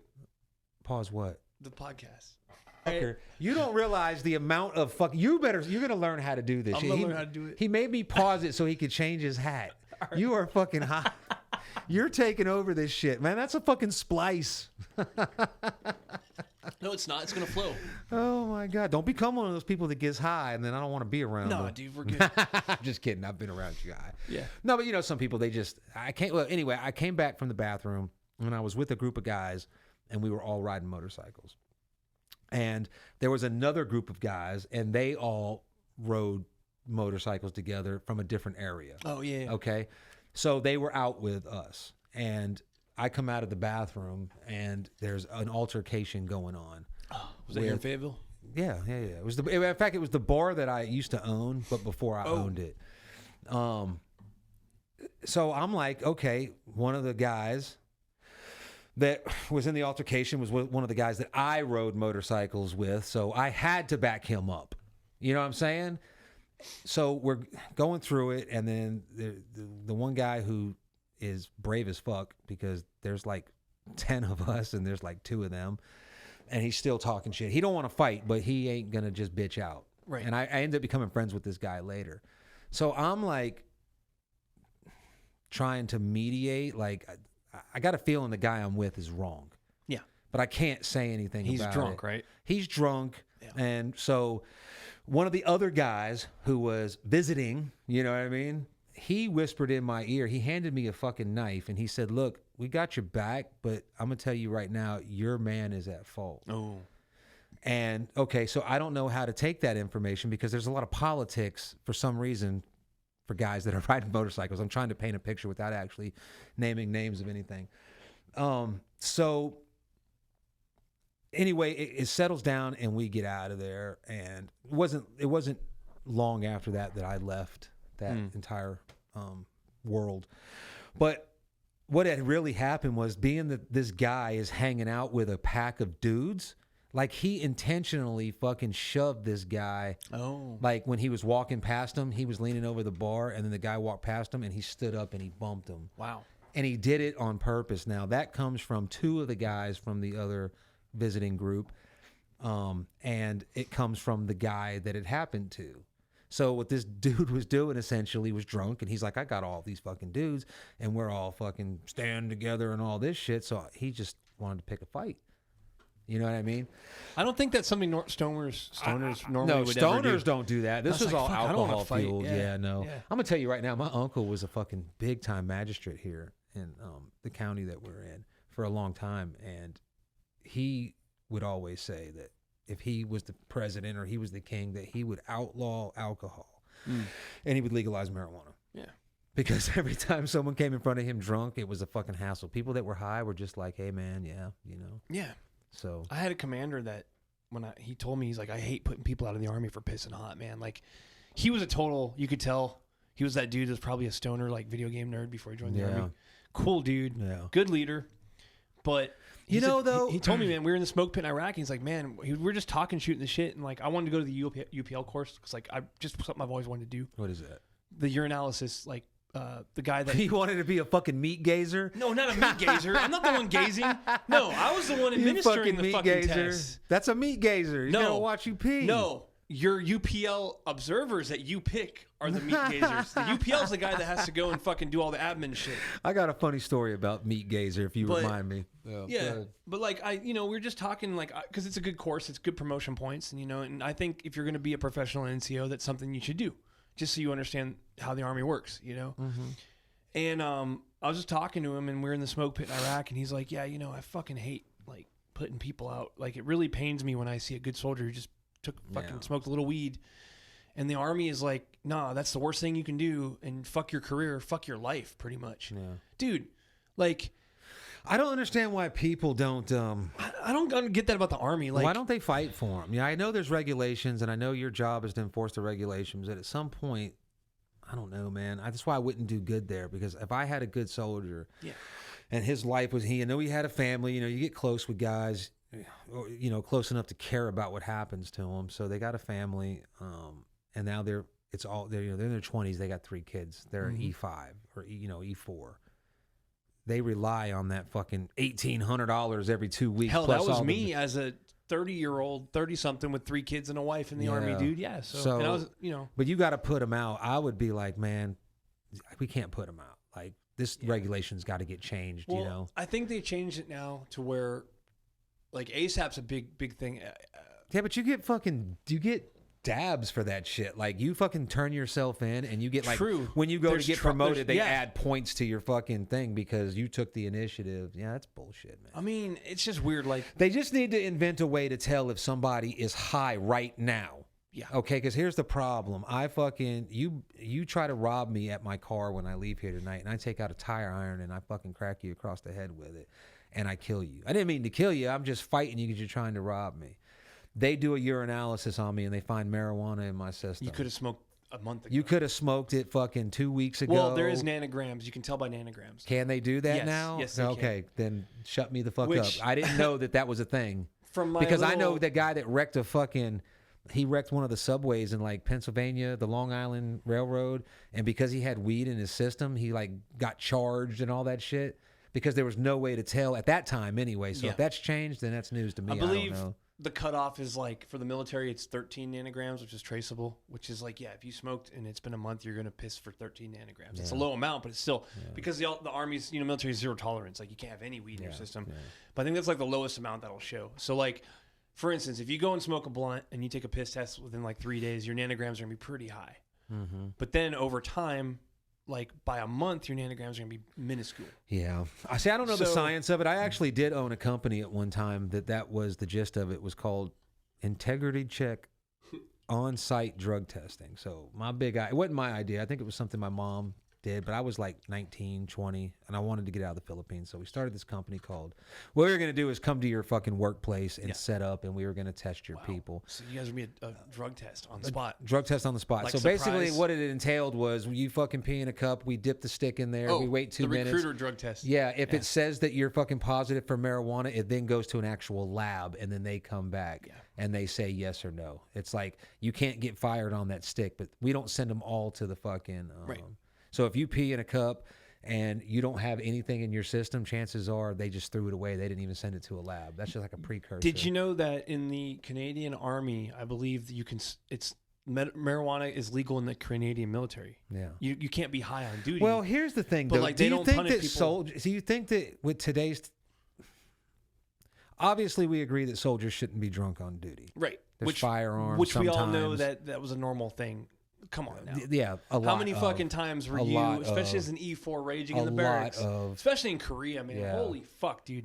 I can be honest about this. There were more times I was drunk on duty than I was sober on duty, probably in Korea. But they could give you a piss test and they wouldn't know that you were drunk. You know, you have to do you have to get caught doing something. Like, yeah. Drinking but is I don't know if I would think soldiers should have access to marijuana as a recreational or medical usage and still be active in the Army. I don't know. That's a tough one because I think it changes your thought process a little bit. It does. It makes you more passive. Yeah. Well, not just that. It makes you. It can. I know people that it makes clumsy. It doesn't. Just because you get high and you become methodical, and you can zero in on things, and because when I get high, I can fucking go into deep thought and try to pick apart what someone said and find. You know. Yeah. However I do it, I function okay. Right. Okay. I don't drop things. I don't run into walls. But I know people that get high and they become like fucking, like they can't really function. They're functioning, but they're like, they walk to the stove and turn it on. And then they go back 3 seconds later, like, did I forget to turn the stove on? And they pace around and they're just very forgetful. There are people it affects differently. One thing that the military doesn't do is doesn't explain itself, like why. Because I've done a lot of like a little bit of research into this. Why is weed illegal in the Army? Okay, well, it goes back to Vietnam when you had soldiers doing all kinds of drugs. That's when they didn't used to do urinalysis in the Army at all. No, man, my dad was in initially. They didn't, and he smoked pot all the time. And then when they made it fucking illegal, it goes back to Vietnam and like the breakdown of like leadership, and they attribute it to drug use. Like people were in theater doing heroin and shit, and the NCO Corps was like just basically they needed NCO, so they promoted like fucking Joe Snuffy. Yeah, and now he's with his buddies, and there's like no discipline, right? So. But now the Army is saying is the reason is because it affects your lungs. Well, so does fucking smoking. But don't say that. Then they're going to fucking ban smoking. Shit. No, I'm saying like, no, that's the hypocrisy I see. Yeah. The thing about the Army, I think the Army is against it probably first and foremost because it's federally illegal and you're a federal employee. That's number one. Yeah. So, which is dumb. Like, how can they fucking, that's one thing that I don't get is like, how can a state legalize it, but if you're a federal worker and you smoke weed in a legal state, you're going to lose your fucking job. Well, what's that? That right there proves that we're not a democracy. Yeah, that's we're a collection of states that govern the states govern themselves, right? They don't have to do things that the federal government says that they have to do. But if they don't do it, then the federal government shuts down money. Yeah. So politicians, they got to get money. They got to get, if they're not pocketing it, if there's an honest politician out there, they still got to get that money so they can help their constituents. You know what I'm saying? So 9 times out of 10, they're trying to steal it. So there's that. And because I'm so high, I don't even know what point I was trying to make. But see, you just made a good point. The like, Army. We can't have soldiers. I guess you're right. We can't have soldiers smoking weed. Look, and I understood that when I was in the Army. I didn't smoke pot. You know, I did drink a lot. And, you know. But here's the thing. Here's the thing. That's my always. I think if a soldier, it should be like this. Like you said, they can determine a way to test if you're high. If you went and you had a 4-day weekend, you smoked pot on Friday, and they had a fucking piss test on Tuesday, who fucking cares? You were off duty, all right? If it's but do you know how many people do in the they Army have time though to investigate every single matter to determine? Okay, no, he likely used this cannabis substance in the last 4 days, and he was on leave for the last 6 days. So okay, we're gonna give him a pass. it's just simpler to say no. It's simpler to say you're out because there's always somebody coming in behind. But you can drink yourself to fucking oblivion. Well, if you as long as you're there on Monday morning PT formation, there, But if that alcohol starts making you late, then you're out. You know, so that's big boy rules. But how many people do you and I know that were fucking just fully functioning, high functioning alcoholics in the Army? A lot. A lot. I didn't know. I'm gonna be honest with you, man. I didn't live in the barracks. I was a high functioning alcoholic in the Army. Holy shit! I couldn't attest to that. I hear stories. I didn't live in the barracks, so I didn't partake in what barrack. I never had an experience of living in the barracks where you could drink.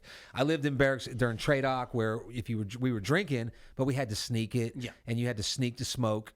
You know what I'm saying? Even in the fucking airborne holdover. In airborne school, you could smoke back when I was there. But in airborne holdover, which I was in for a month waiting on jump school, we were still attached to like TRADOC type shit, like basic training. So we snuck it, obviously. But when you get back to the B's, stateside, and you're at Fort Bragg, and now mommy and daddy aren't there, and platoon daddy and first sergeant done gone home for the night, and you're left there to your own, that type of fucking craziness, I only heard about. Dude, it's because I had a family. I went home. It's real, bro.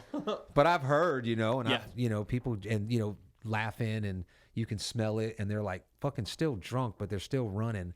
And the squad leader would know it because the squad leader was there. He lives in the fucking barracks too.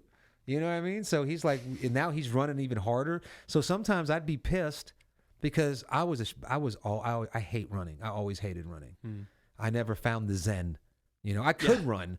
I was a good runner, but I smoked. I used to be a good runner. I probably smoked 5 or 6 cigarettes and drank at least a half a pot of coffee before PT formation, and was putting my coffee cup down before I went to formation. So you were going to go shit on a run. That's what you were going to do. Yeah, no, I would always make it, but I would always throw up. And I had a platoon sergeant one time, and I think it was in the scout platoon because it was such a small platoon. It was only like 4 of us. Yeah, and we came back from PT, and the platoon sergeant, I think it was Sergeant Miller, was like, y'all didn't run hard enough. And they were like, oh shit, yeah, we did, Sergeant, whatever. He was like, Feeney ain't got no puke on his shirt.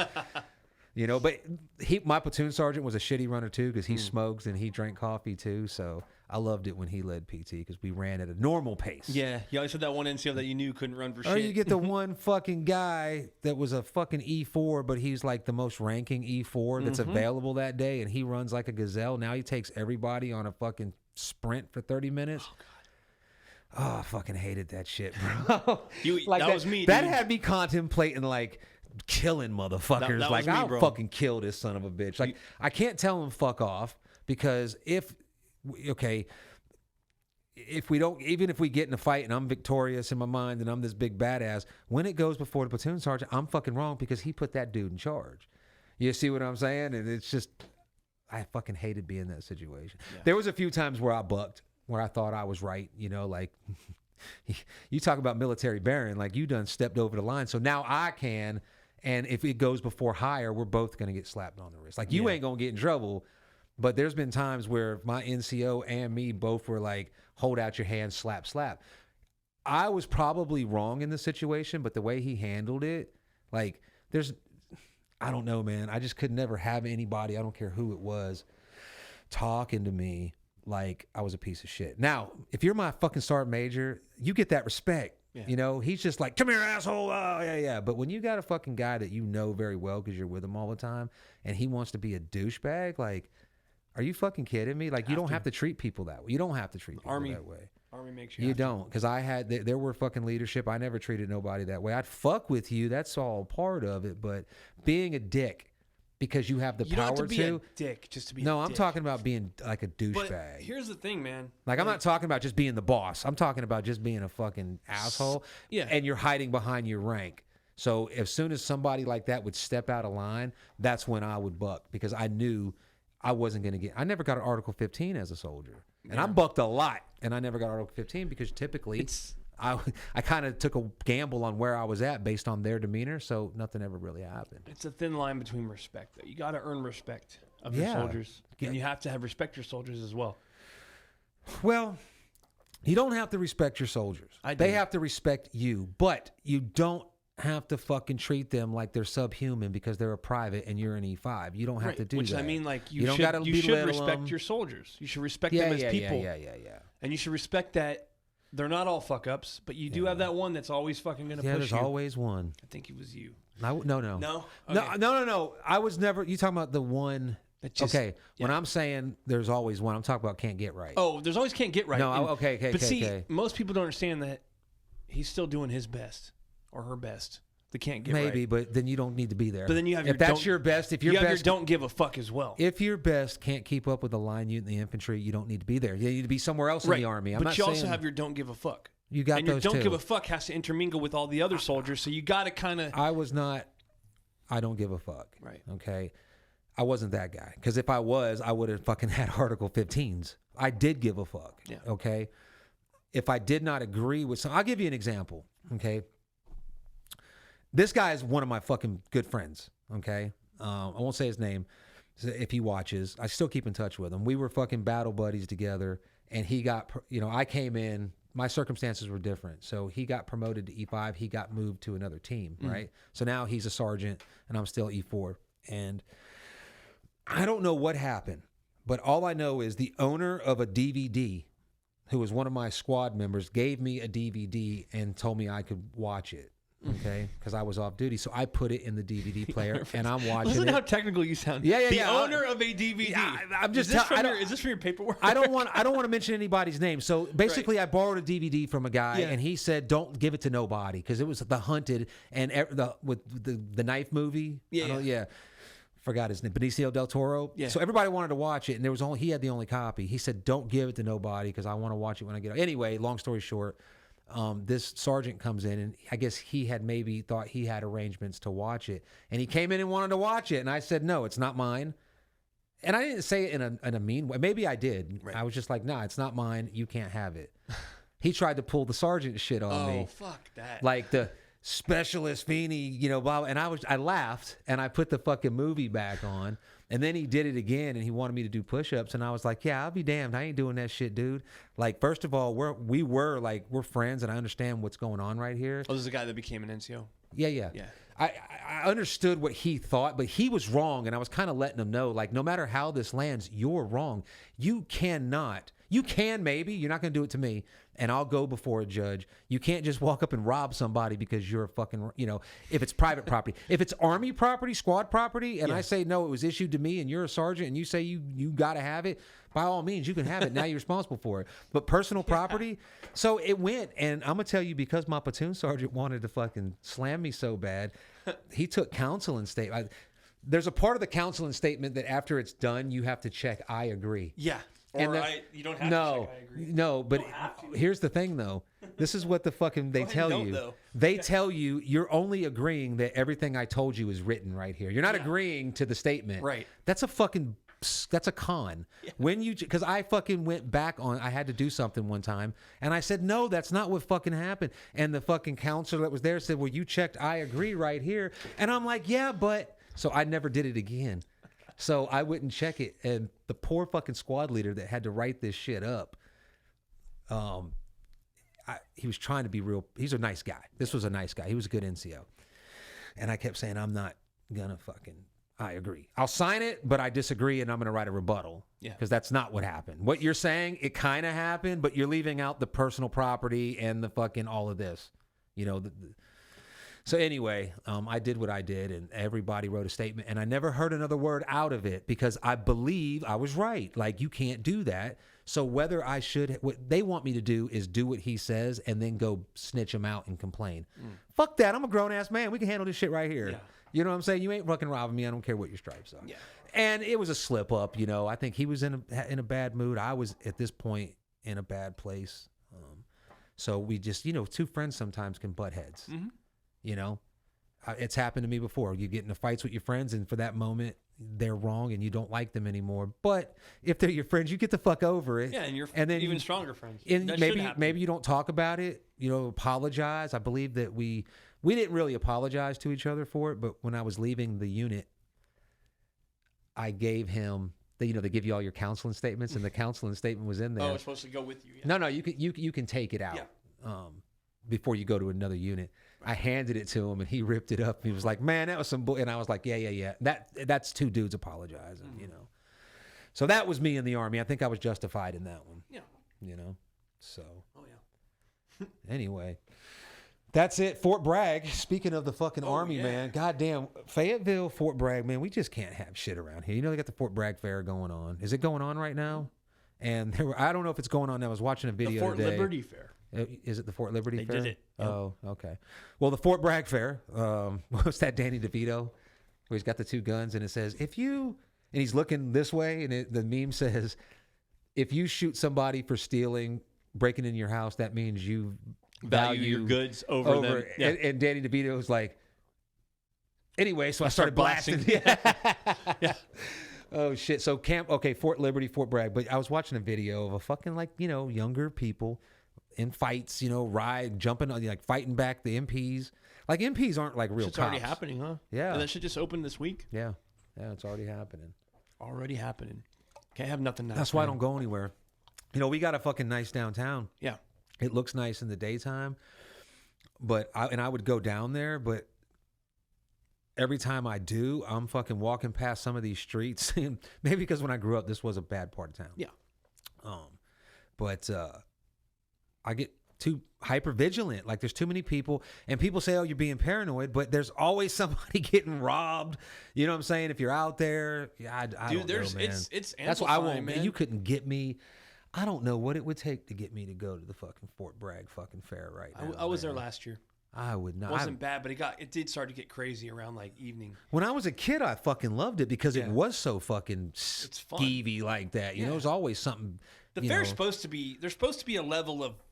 But I don't want to take my little. They should have a fucking rule. Sketch to the families only up until 7 o'clock. After 7 o'clock, then anybody can come in. Yeah. And that way you let fucking families with kids go in there and enjoy the fucking park. Because, I'm looking in the background of these fucking morons, and they're like, fucking this and fuck that and fuck you, and they're fighting. There's little kids watching this shit. Yep. So, and they're with the fucking people that are acting this way. Yeah. So what do you think? We're just going to have more of it. And I don't know if that's an America thing. I think that's worldwide, probably. I don't know. But America thing, for sure. I'm tired of it. Yeah. You can't do anything anymore. You can't fucking, I don't know. We're going to see Incubus. Okay. Mm-hmm. Woohoo. I bought tickets. Did you get tickets? Mm-hmm. Don't make me be the only one there. Like, oh shit, because I'm not even an Incubus fan. This motherfucker said Incubus sounds like Creed. They do. They sound similar. No. Yeah, they do. I didn't. How? Well, I mean, anybody that fucking, if I could play an Incubus song right now and a Creed song, anybody who has never heard those two bands would say, yeah, they sound similar. Agree or disagree? I disagree. Well, that's because you don't like Creed and you do like Incubus. That's why. But if I made some comparison, like the lead singer from Incubus reminds me, it got a lot of Anthony Kiedis fucking quality. You might say, oh, okay, but they really don't, because you like both bands. Yeah. So the Red Hot Chili Peppers, and I'm assuming you like the Red Hot Chili Peppers, right?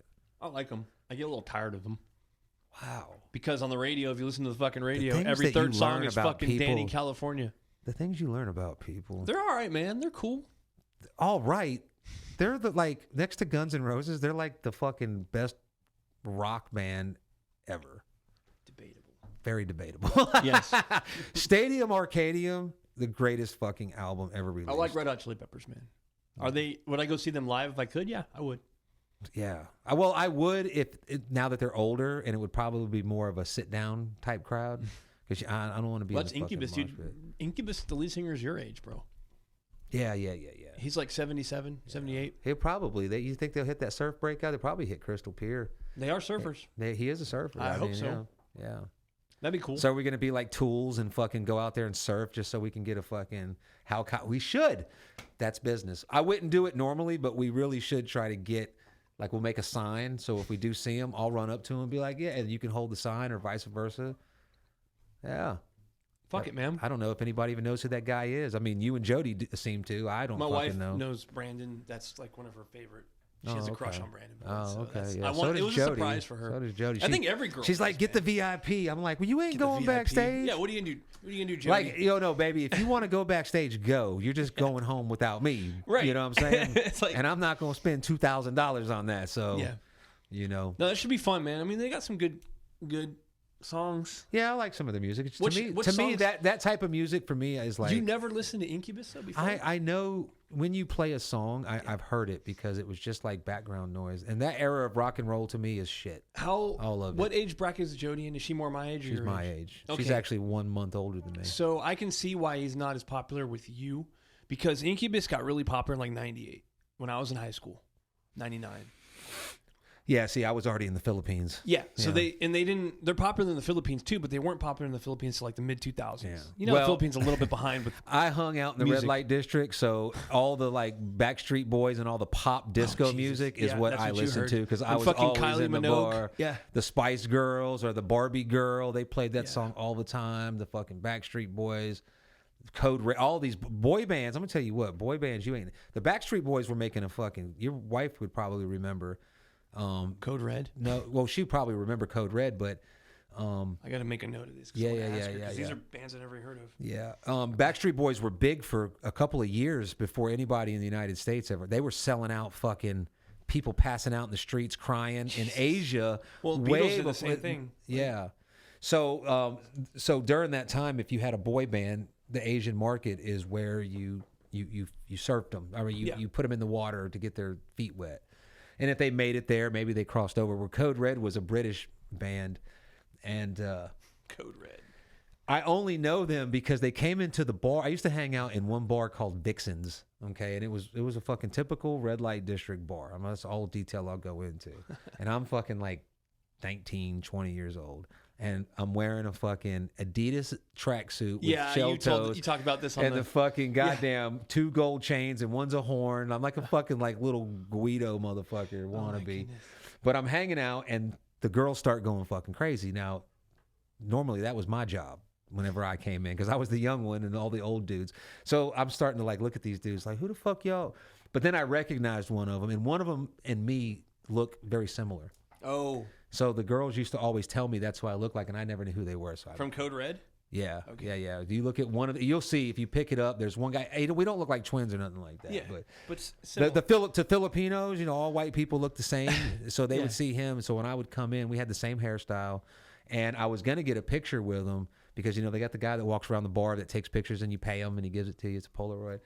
And we were taking the fucking picture, and we had like 2 of the go-go dancers with us, and his fucking management came up and was like, no, shit. No. Nice. I was like, didn't even think that this is like, I mean, for all intents and purposes on American world standards, this is prostitution. Yeah. You know what I'm saying? Absolutely. Now, the way the Philippines does prostitution, it's not. It's you're at work, I'm a guest. If I give your manager $20, you can go home. Yeah. That's... Because that was your quota in drinks you have to sell. Yeah. So you would pay the fine. You've been there, right? Have you ever been to the red light district? I never went to the red lights in the Philippines, man. Wow, I was already out, man. That's a seedy world, bro. I gotta piss like a racehorse. Dude. Oh, to the wall or to the ceiling. But I really like a fucking 10-footer, man. It just feels good and it catches. But anyway, we're back. Brendan couldn't hold his bladder. What were we talking about? The red light district. Red light district. Let me tell you something. There is my fucking experience. The 4 years that I lived in the Philippines is like fucking movie scene type fucking quality. Like you are there with everybody from around the world that's not Filipino. Right. It's a strip called P. Burgo Street. I don't know how it is now in Makati. We're talking about 1997, 98, all the way to like 2000. I've heard of Burgo Street. Never been P. there. Burgo Street. Yeah. No, it's where all the clubs are. Yeah, it's all. But it's like they're nice clubs now. It's not all. Okay, well, when I was there, it's like actual nightclubs. When I was there, it was a bar. No, Quezon Avenue. Never Yeah, mind. that Quezon City, that's Quezon City. That's different. But then downtown Manila is different. Yeah. Downtown Old Manila used to have it. It kind of moved to P. Burgo Street. So P. Burgo Street. Because like touristy type shit moved into Old Manila. But there are you meet so many people. You're there with people that are legitimate like criminals that are like from Australia or South Africa, and they're there because they can't go home. Yeah. You meet guys that come over from, you know, Poland, Australia, Russia, but mainly Australia, South Africa, the white countries, Australia, England, anywhere in Europe. You meet these guys and they come over with $20,000 in their get rich scheme and they lose it, and they're always working on a deal And they're stuck. Yeah. Yeah. Maybe as soon as they get enough money, or they're just guys, they're just hustlers that never found their niche, you know? So then you meet the guys that are the corporate guys that work for fucking Motorola and Oracle and all these, and they're fucking making a shit ton of money. It's crazy. And a lot of Korean businessmen there too, yeah. Yeah, but they don't hang out in the P. Burgos. They got their own area. The Chinese got their own area. Yeah. That caters to them. And, you know, I don't blame them because, you know, the Japanese people have their own area because Japanese men, when they go out, they like to sing karaoke. All the time, and that they'll do it all. And I've hung out with some Chinese triad motherfuckers from fucking Hong Kong, and all these are some fucking hardcore. I don't know. Do you have pictures from your Philippines? I only have found a few of them. I want to see. But we didn't have fucking we didn't camera that's the thing. phones. We didn't have fucking disposable cameras. Man, I'm gonna tell you that fucking life there. And I think my dad brought me over there. I was fucking 18. I think he thought I might have been a little more mature than I was because I literally lived in like my apartment and everything. Are you kidding me, dude? In 18, holy shit! And all the dudes that I was hanging out with, like I'm talking guys that I was fucking getting fucking pissed drunk with and partying, were guys that were like in their 50s and 60s from Australia. And a lot of these dudes worked for my dad, so they were guys that like 4 years before I was calling Mr. So-and-so. And now they're like fucking dogs. It was a good time. It was good time. Good for a boy, I guess, man. It was like it was pretty awesome. Yeah. But the people you meet, the seedy characters, you never fucking forget. A matter of fact, one of the guys that I hung with is, if you look him up, he's known as the Walter White of Hong Kong. Tell me about that. Yeah. Yeah. Or something like that. The DEA had a big scheme on fucking methamphetamine smuggling, and he was one of the guys that was trying to orchestrate. Another guy that I know got caught up in that. That's big over there. He was like he seemed like a nice guy. He was real white, like sitcom white. You know what I'm saying? He was Canadian. I think he was doing something for that too, but they all got strung up for that shit, boy. Yeah. The American DEA went over to fucking Thailand and arrested, you know, a British citizen and fucking put him in jail in the United States. And I remember seeing that and I was like, damn. There's some crazy shit, man. What do you think about this? This caught my news feed the other day. So you remember when all that shit in Colombia was happening with like our guys down there? No. With like the SF guys down there, they got involved during the 80s? No, like now, recently. Oh, no, I don't. There's a big thing about like prostitution and, you know, drugs and hotels and like. Yeah, I did hear about that. Yeah. So these guys must have fucked with the wrong people, because apparently 2 soldiers went down to Colombia and they got drugged and they ended up getting their wallets and their phones stolen, right? Mm-hmm. I've never seen our government go after dudes like this. There's got to be more to the story. So the Colombian dudes that did it, they ended up extraditing into the U.S. to fucking put them in jail, like, for doing this to these soldiers.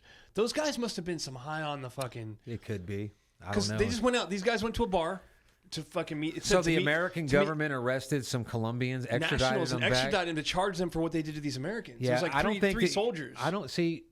And I don't know. That's not normal shit, That man. seems like a lot of fucking money and resources to get some thugs. Like, some I mean, they fucking did some crazy, like, the guys, they stole their phones, they stole their money. What they did was they got the guys, there's this drug there that they can blow in your face and it will fuck you up. It's real. Forget what it's called, but it's a powder. What'd they do to the guys? Did they fuck them? No. Did they chop an arm off? No. They got into their bank accounts. So they took these guys. Yeah, that don't seem like. Yeah. They went to the hotel. They got them to admit their pins, and then they fucking like drained their accounts. Oh. But still, for the U.S. government to go after petty street thugs, there's got to be more to it. Well, maybe these guys were fucking CIA operators. I don't know. Yeah, Delta Force guys. Something. What group is down there fucking around? Is it 7th group still down there? Yeah, I don't know, man. Shit changes. Dude, you had that does seem kind of weird that, you know, we'll go after like a terrorist and something like that, or Right. a major drug. Like we got the Colombian government to change their fucking law of extradition so they could get Escobar and all his people. Right. Because before that, the drug runners, the Cali cartel and the Medellin cartel and the other cartel, they all got together and bought their influence, and they got the fucking law to where there was no extradition. I mean, you're gonna tell me though, like, how many soldiers have gotten like mugged in the Philippines, right? Yeah, a lot. Have you ever seen a Filipino extradited to the U.S. to fucking stand trial for mugging an American soldier? No, that does sound Were you weird. there when that colonel got fucking murdered? No. That was in the 80s. Yeah, it was NPA in Pampanga, I think. Yeah. They went up. I remember thinking when I was there, like, if I was, because the Philippines is back in the 90s, to witness the corruption of the Philippine government, and it was fucking dumbfounding for an American. Yeah. It's so corrupt. Yeah. It is like petty corrupt. Like, during the elections, I lived in a barangay, which is like the Philippine barrio. District. Yeah. I didn't live with the Westerners. I lived with Filipinos. Lived in a barangay. And a fucking Philippine house that you walk down into, and during the elections, the power would fucking start to go off. Yeah, brownouts. Yep. And then basically everybody knew. Of course, I didn't know because it didn't involve me because I'm not Filipino. But if you voted for the guy, then he would turn the power back on pretty much. And then when he was in office, the power stayed on because I was in the barangay right off P. Burger Street. I can't remember what it's called. I believe it, man. It's something else. Yeah, but the corruption is like so, and you think, oh, America's not like that. But now it's the corruption, as blatant as it is. Yeah. Yeah, the Philippines, it was fucking crazy. In a lot of ways, I loved it there. But in the end, I didn't feel like I was going anywhere. I kept seeing those guys that were like there, and not because like just they were wearing the same clothes all the time, like the same 3 shirts, and I didn't. they're living the endless party. I was only 21. I had a kid. How much beer can you drink? And the traffic, all these other shit. Yeah, I could walk to work in like 15 minutes. But it would take me like an hour to get there if I took a taxi. Yeah. And then I ended up getting, having to work down in Manila, which was all the way down Buendia Avenue, which I think that's what it was called. Anyway, it would take like 2 hours in stop and go traffic. And this is 20 years ago. It's worse now. 30 years ago. Yeah. This is 1998, 99. I was in the Philippines for 2000. Okay. Were you there when 9/11 happened? No. Wow. I came back. I can't remember. My oldest daughter was 1 year old, so it was 2000. She was born in 99, so it was 2000. But it was towards the end of 2000. It was the winter time. So we got here. I started that business. I didn't know how to run a business. I don't know what my mom was thinking by thinking that an 18 or 21-year-old. I expected I would open the doors and they would come. Well, there's a lot of stuff to running a business. So anyway, that didn't work out, and I had a family. So that's when I joined the Army. Yeah. And that was about September 8th is when I actually went and fucking to MEPS the first time and everything. 2000? Of 2000, yeah. And then, it was earlier than that. But then September 11th happened right away. And then that's when I was like, I was going to be a photographer. Yeah. You know, but then I was like, shit, we're definitely going to war. Yeah. That was, I thought, that's cool, man. I was, So I couldn't imagine everybody being there. I get the credit for being like, my mom will sometimes, will be like, well, after 9/11, they joined the Army because it sounds romantic. But the truth of the matter is I was already like, the Army was like, I didn't have no choice. Like I didn't want to be poor and broke. Right. You know what I'm saying? So that's the sacrifice that you make if you don't want to be poor and broke. You do shit you don't want to do, and you go make some fucking money. Exactly. You get a little bit of a foundation. That's a fucking lesson for today's fucking youth. Like, strife is not error. No. You know what I'm saying? I don't know what would have happened. I think what people this generation need to understand is that it takes a lot of failure to do anything properly. Yeah. You can't believe these. That's another thing the internet's good at doing. The internet's good at making make-believe fucking. Quit attacking the internet. No, it is a fucking internet, man. Like, the internet's good at making, like you see this couple that has a van and like they've done all this shit and they're like 20. Yeah. And it's like, wow, if they can do it, I can do it. But then you don't see that, like. But here's the thing, bro. Yeah. If they can do it, you can do it. You just probably ain't going to do it the way they did. Right. No, that's what I'm getting at. You can still do it. Listen, I'm not done yet. Not saying that it's impossible, but like, you have to understand there's a lot of strife for you as a normal person that you're going to face doing that. You're not just going to go right into that. But those are normal people doing it. They just have more money than you. Which that's a lot of the steps right there. I know, but so you're faulting them. So you're automatically assuming not faulting them. You're automatically assuming that mommy and daddy gave them the money. How about they have good credit and they took out a fucking, maybe they bought a house? That sounds like usually the ideal situation, but most of the time it's the latter when you look at stuff these days. You assume that. I don't see that. I think that I don't want to assume it, but I follow some people on YouTube that do like fucking van conversions and all that, and I look at the house, I look at the yard that they're in, that they're building this thing, and they're just regular old fucking. Right. You know, there's a lot of people like my cousin that don't like to use credit system. If he borrows $500 on a credit card, he has to pay it down and pay it off right away. Yeah, because that is a poor person's way of thinking. Right. He's not poor. You know, he's an E7 in the Army. He does very well, but his mindset is a poor person. Right. Rich people don't spend their money. They manage debt. They borrow it. You know, they figure out there's ways that I can't even explain, okay? But two 27-year-old people that have been working for 5 or 6 years, and if they were smart and they had good parents that told them you should do this, this, and that, maybe they bought a house and maybe they made double payments and now they got equity, or they take a loan out. Maybe they inherit a piece of property from their grandfather and they sell it. You know what I mean? So those are just circumstances. You can't just hate on everybody because... I'm not even hating. You're bringing the hate. But what I'm saying is there's a lot of false advertising on social media for like success. Yeah. And everyone wants to act like they want to portray their poverty when it's not the fact about how they got where they are. So these young people out there... You're going to have to point something like that out to me and give me the example. Yeah. Like, I'm not saying you're wrong at all, because I know that there's an element of that. But when I hear it from you, I get the sense that you believe that way about the people on the internet in general. I would say not in general. I think it's like 70-30. You think 70 in your favor? Sure. No. Yeah. 70% of the people that make it have come from set backgrounds. I don't know about that. But what I'm saying about is you got these people who don't know what, like you were saying, this generation strife. My point was strife. Well, strife, this generation of people believe that strife is failure. Yeah. You know what I mean? And struggling is good. You learn a lot. Now, do I wish that there were times that I didn't have to, and that there's times in the future where I'm not going to have to? Of course I do. But it doesn't mean you failed. You know what I mean? Right. Or just because something fails, doesn't, like this podcast, like we don't know what we're doing. You know what I'm saying? And it's kind of like we're just doing it. Maybe it'll work. And maybe it won't. But if we blow up tomorrow for some reason, maybe I said something, you said something that either gets canceled or people think is cool and it gets shared. And next thing you know, we end up like that one kid on TikTok that Fox News says, look at these clowns. Well, now millions of people now go. Island Boys? Well, yes, it was similar to that. Yeah. But if it happens, now you're going to be one of those people, and there's going to be somebody back there saying, oh, well, it was just given to you or something like that. You know, there always is. This is fucking a lot of work, and I don't.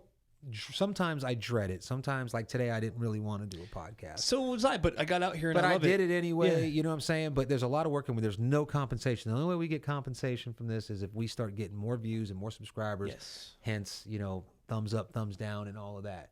But it can happen. Yeah. Is it likely? No. The odds of us becoming millionaires on the internet is very fucking unlikely. Then you got to go to the fact that are we even trying hard enough? Right. You know what I'm saying? That somebody could sit back and say, well, look, you're doing it fucking once a week. You can't even manage to keep it on your episode 8. If you got somebody that's following, now they can't watch it on Spotify or listen to it on Amazon, so they fall off. And I just don't have the time or even the fucking I'm inclined to do it. I don't have the tools that it takes to fucking figure it out because I have to do other things. Right. You know? Between trying to, you know, keep money in my bank account and surfing, there's not a whole lot of time for that type of stuff. And this is a whole, you know, that's why I got a newfound respect for people. And I don't care, even the Island Boys, they worked, you know, ridiculous as they were and as stupid as they fucking look, they made a lot of content and they put it out. They were very sudden though. They had been around before that video. But is that, you know, that's a question. They were around before the Island Boys song came out. They didn't go fucking worldwide viral until that came out. Let me ask you a question. Culturally wise, if something's fucking stupid and ridiculous, if it blows up, does that make it good? No, but it's a free country, so more power to them. Like, it's a reflection of the country. It's not the reflection of the content creator. Yeah.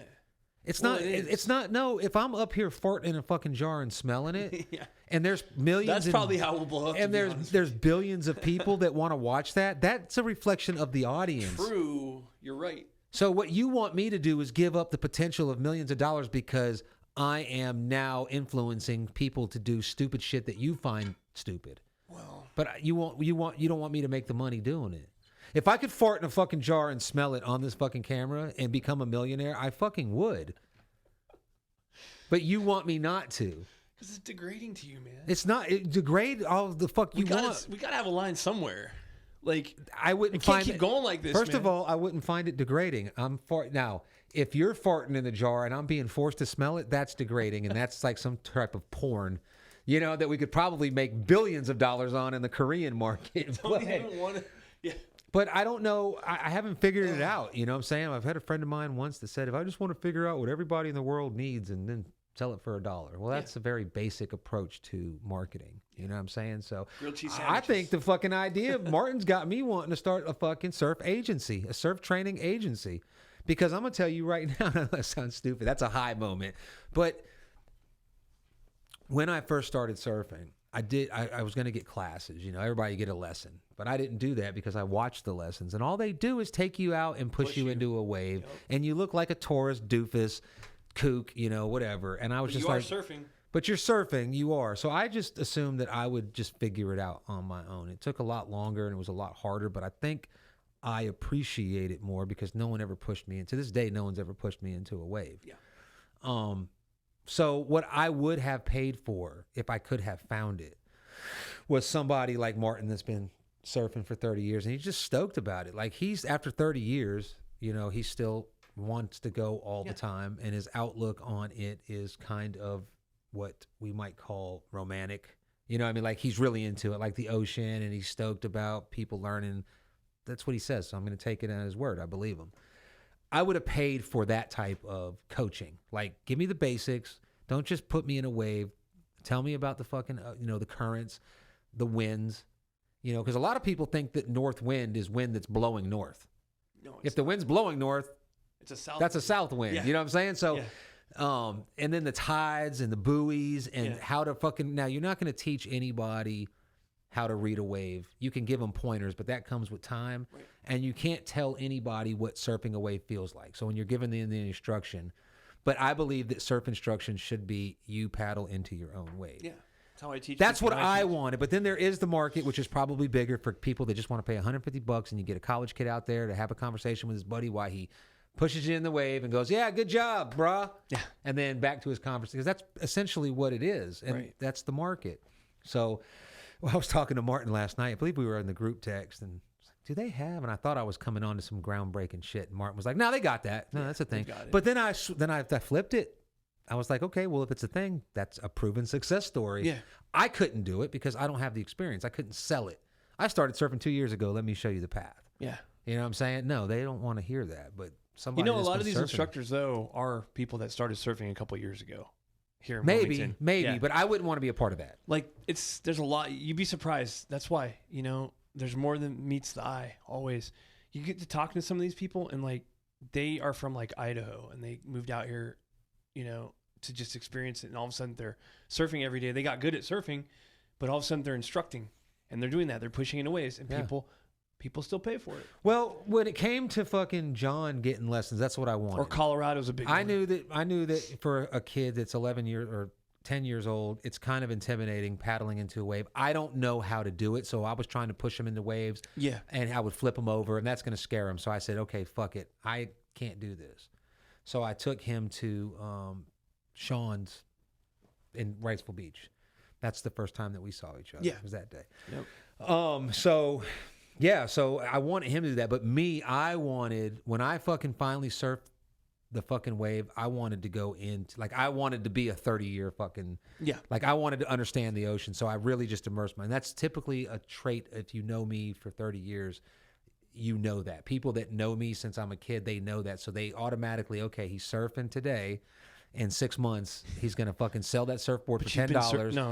It's stuck. It's stuck. Same thing with hunting. You know, I got into hunting and I went right into it. And I started watching hunting videos and I just fell in love with it. And so people just assumed, okay, that's funny you said, because I remember when I was talking to Willie, he even mentioned that he's known you in different stages where you've done different things, but you have stuck to hunting. Because he's asking about surfing. He's like, do you surf too? I was like, yeah. He's like, well, Buddy surfs? I was like, yeah, actually, he does. He actually surfs. And he was kind of surprised, thinking that's something that I just said I was going to do. And you actually stuck with it. And like, because he's like, I've known Buddy the rapper, Buddy the, it's Buddy just was funny. never a rapper. I know, but he's just fucking with you, man.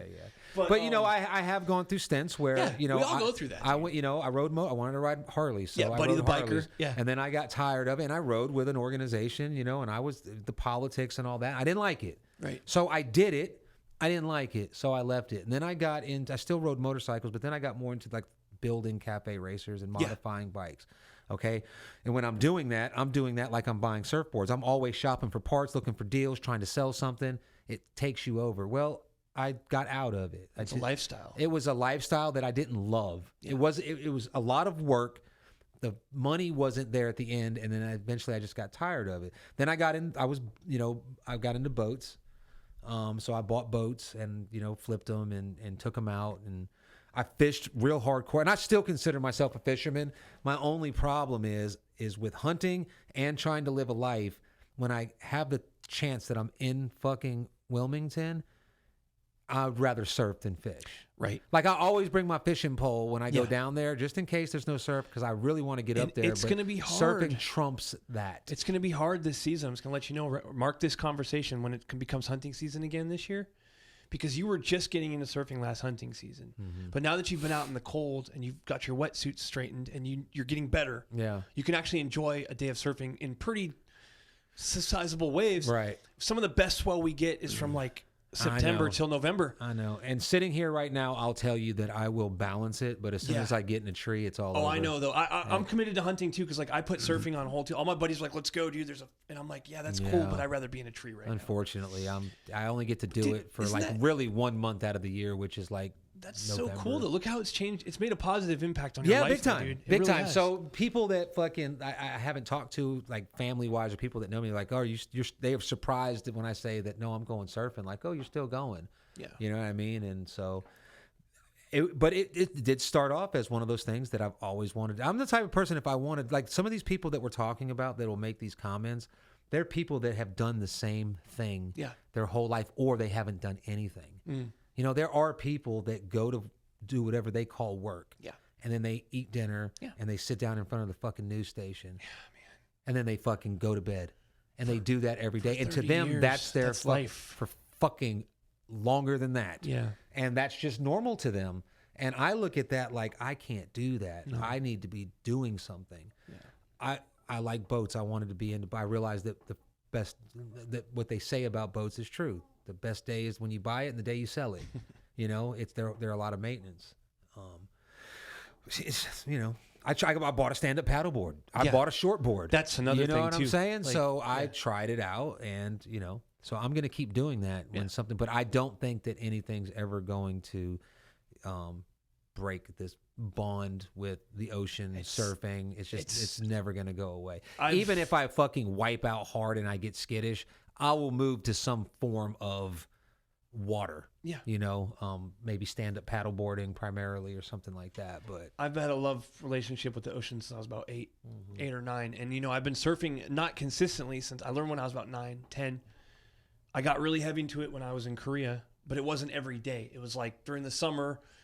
And then it was like, if on a weekend, because we had to work during the week in the Army. Yeah.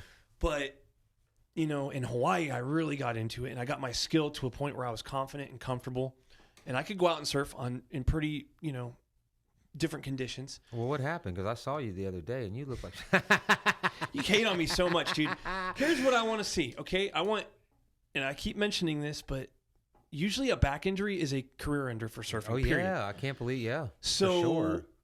Whenever people talk shit, I want them to remember... Nobody's talking shit, bro. No, but I feel like people do. No. Because the crew I used to surf with, they're always like, they could always see me out there, and like, they didn't realize how much pain I was in. Well, those are kids. Not that they're not cool, but they're younger. Like, they're surfing with some you're not older sending cats it like now. you were, bro. I want to see someone just be out there. No, I fucking get it. I've suffered with that. Like I said, I went surfing Saturday and I didn't take the fucking a leave. And I don't take a leave every day, but after like pop up number 4, I got up the wrong way. I was off balance. And I was hurting from there, and I didn't even surf much longer after that. You're right though. That relationship, it's like nothing. I will never get tired of going surfing ever. Yeah. I will never not look forward to going surfing. Right now, I'm thinking about the next wave. For the same reason that I'm hooked on deer hunting is the same reason why I got hooked on surfing. Because no matter how many fucking times you go out, it could be a horrible day. Never the same. There's never a day like yesterday, and there's never going to be a day like that. So you go out there and you don't see a deer. You know what I'm saying? You don't see a deer. You don't see it. It's different. Maybe you see a deer and you miss, or maybe something that's so textbook and you fuck up, or maybe it happens all perfect, comes together, and it all happens, and you get a target buck with your bow, and it's all perfect. That happens so fucking rare. Same thing with like getting that one wave that makes you fucking freeze in time, and like, I can't believe I'm scared, but I'm excited. Yeah. I'm fucking lost, but I'm found. It's like it does something, and when it happens, you want it to happen again, so you chase it. It doesn't happen every fucking wave. You know what I'm saying? Every wave you're stoked on. Some of them suck. I've gotten on waves that I'm like, God, yeah, this is gonna be dope, and then it mushes out, and you're like, fuck. This too, like it's an overall existence of peace as well. Like I've never gone out like. You get amped up for certain shit. Like I'm going to go out, like before you get in a fight, you get that, I'm going to go fuck something up feeling. Yeah. I've never gone out to surfing with that feeling. Now I've definitely been energetic. Like, I'm going to go charge. I'm going to paddle out real hard. I'm going to rip all these waves. But I've never gone into surfing or gone out of surfing like in a violent, hateful attitude. Ever. No, I go in very almost, I wouldn't call it scared. Yeah, it's like the anticipation of something dangerous. Yeah, like every time. It never goes away. The unknown. Like when you get on a plane and jump, like same feeling. Yeah, I've gotten down there and like wanted to go surfing. Like I want to be out there, but the process of crossing that imaginary line of respect, you know what I'm saying? I'm not scared. I'm going and I'm amped and I'm excited. And once I get out there and I get behind the brake and I sit up and I can take that breath, then it's on. Then it's like, I don't want to fucking leave. This happens to me. You know that stretch from like the last stoplight, right? When you go into Wrightsville and you got the gated community on the left? Yeah. For some reason, every time we go down there, I get real nervous right there. Always. Like I start thinking about sharks. I start thinking about. I think that's part of it. I think that's, you know, and it's not scared. And like, I want to go up to fucking, I want to go up to Access 2, but because people say it's sharky, I'll go, but there'll be a part of that. Like, it runs through your mind like, maybe this is the time that the shark fucking gets me. Dude, I've been out there 100 times. That's a paddle, bro. It's a long paddle. Yeah, that one. It's worth it though, man. It's beautiful out there. Yeah. So, but there is, I've seen more sharks there than I've ever seen. Right. On the island. But yeah, I go into it with, you know, especially when it's fucking coming in every 5 seconds, and you know you got to paddle out. You know, but once I get out there, it becomes like mission first. Like when I went out that one day when you thought I was drifting, I was like fucking like, that was crazy, man. I was proud of you that day, but I fucking did it, and I was like, I'm not fucking like, oh, maybe I'll ride this wave, and I was like, yeah. No. I haven't surfed with you in Costa Rica, but I'm willing to say that day was probably the biggest waves you've been in yet. Yeah. The biggest waves I've ever surfed was last August. Yeah. When they were about, I don't know, they were about 8 feet. They were over my head, I know that, but they were they weren't fucking closing out. They were fucking walled up, and then the next morning or the 2 mornings later when you came with Addison or Flo, who's the guy that does the roofing? Addison? Yeah, Addison. You came with him, and you guys were late. I got there at like 6:30, and I went right out. They were amazing. Oh, they were. I mean, it was like gliding down a fucking like 8-9 foot hill. There were some good ones when Nick was here too still that summer. That was late summer because we started surfing together like August. Yeah. Well, no, because my back. We surfed, I think we surfed together before I went to Texas. No, we didn't. When we didn't. Back. That's when I got my back. I had That's back right, surgery. because of hunting season. I thought, no, we went down. I thought we went before hunt. We never went. To no, I hadn't had surgery. You moved to Texas in March. That's right. No, in June. That's right. Yeah. In June. I didn't surf much in that springtime. I was recovering. I was doing the motorcycle thing, and I was, newly single parent living in an apartment. First time and you and I went surfing. That's when you first got on a wave and turned. Okay. Because it was I believe it was at Access 8. You and I went. Yeah. And it was a small day, but we were riding. Remember, that was the day that I ditched a few waves because I thought they were too tall. And then I went with Jody the next fucking time, and I couldn't ditch the wave, so I ended up riding. Yeah. You were turning. You were learning to turn that time. Yeah. That was fun, man. So, hey, we got to wrap this up because that's going to be 2 hours right there, and I won't be able to get the fucking audio if I don't do it. Thanks for tuning in. Like, subscribe, all that bullshit. Yeah, man. What the fuck? No, we're doing good, man. We appreciate it. Keep up the love. We all appreciate it. So, I just want to close on fuck the British monarchy and the fucking king. Oh God, the fucking king. Don't give a shit about that stuff. Okay, yeah. Roger. I say again, line Lima, 3-8, Sierra, Papa Victor, 324, 429. I'll copy.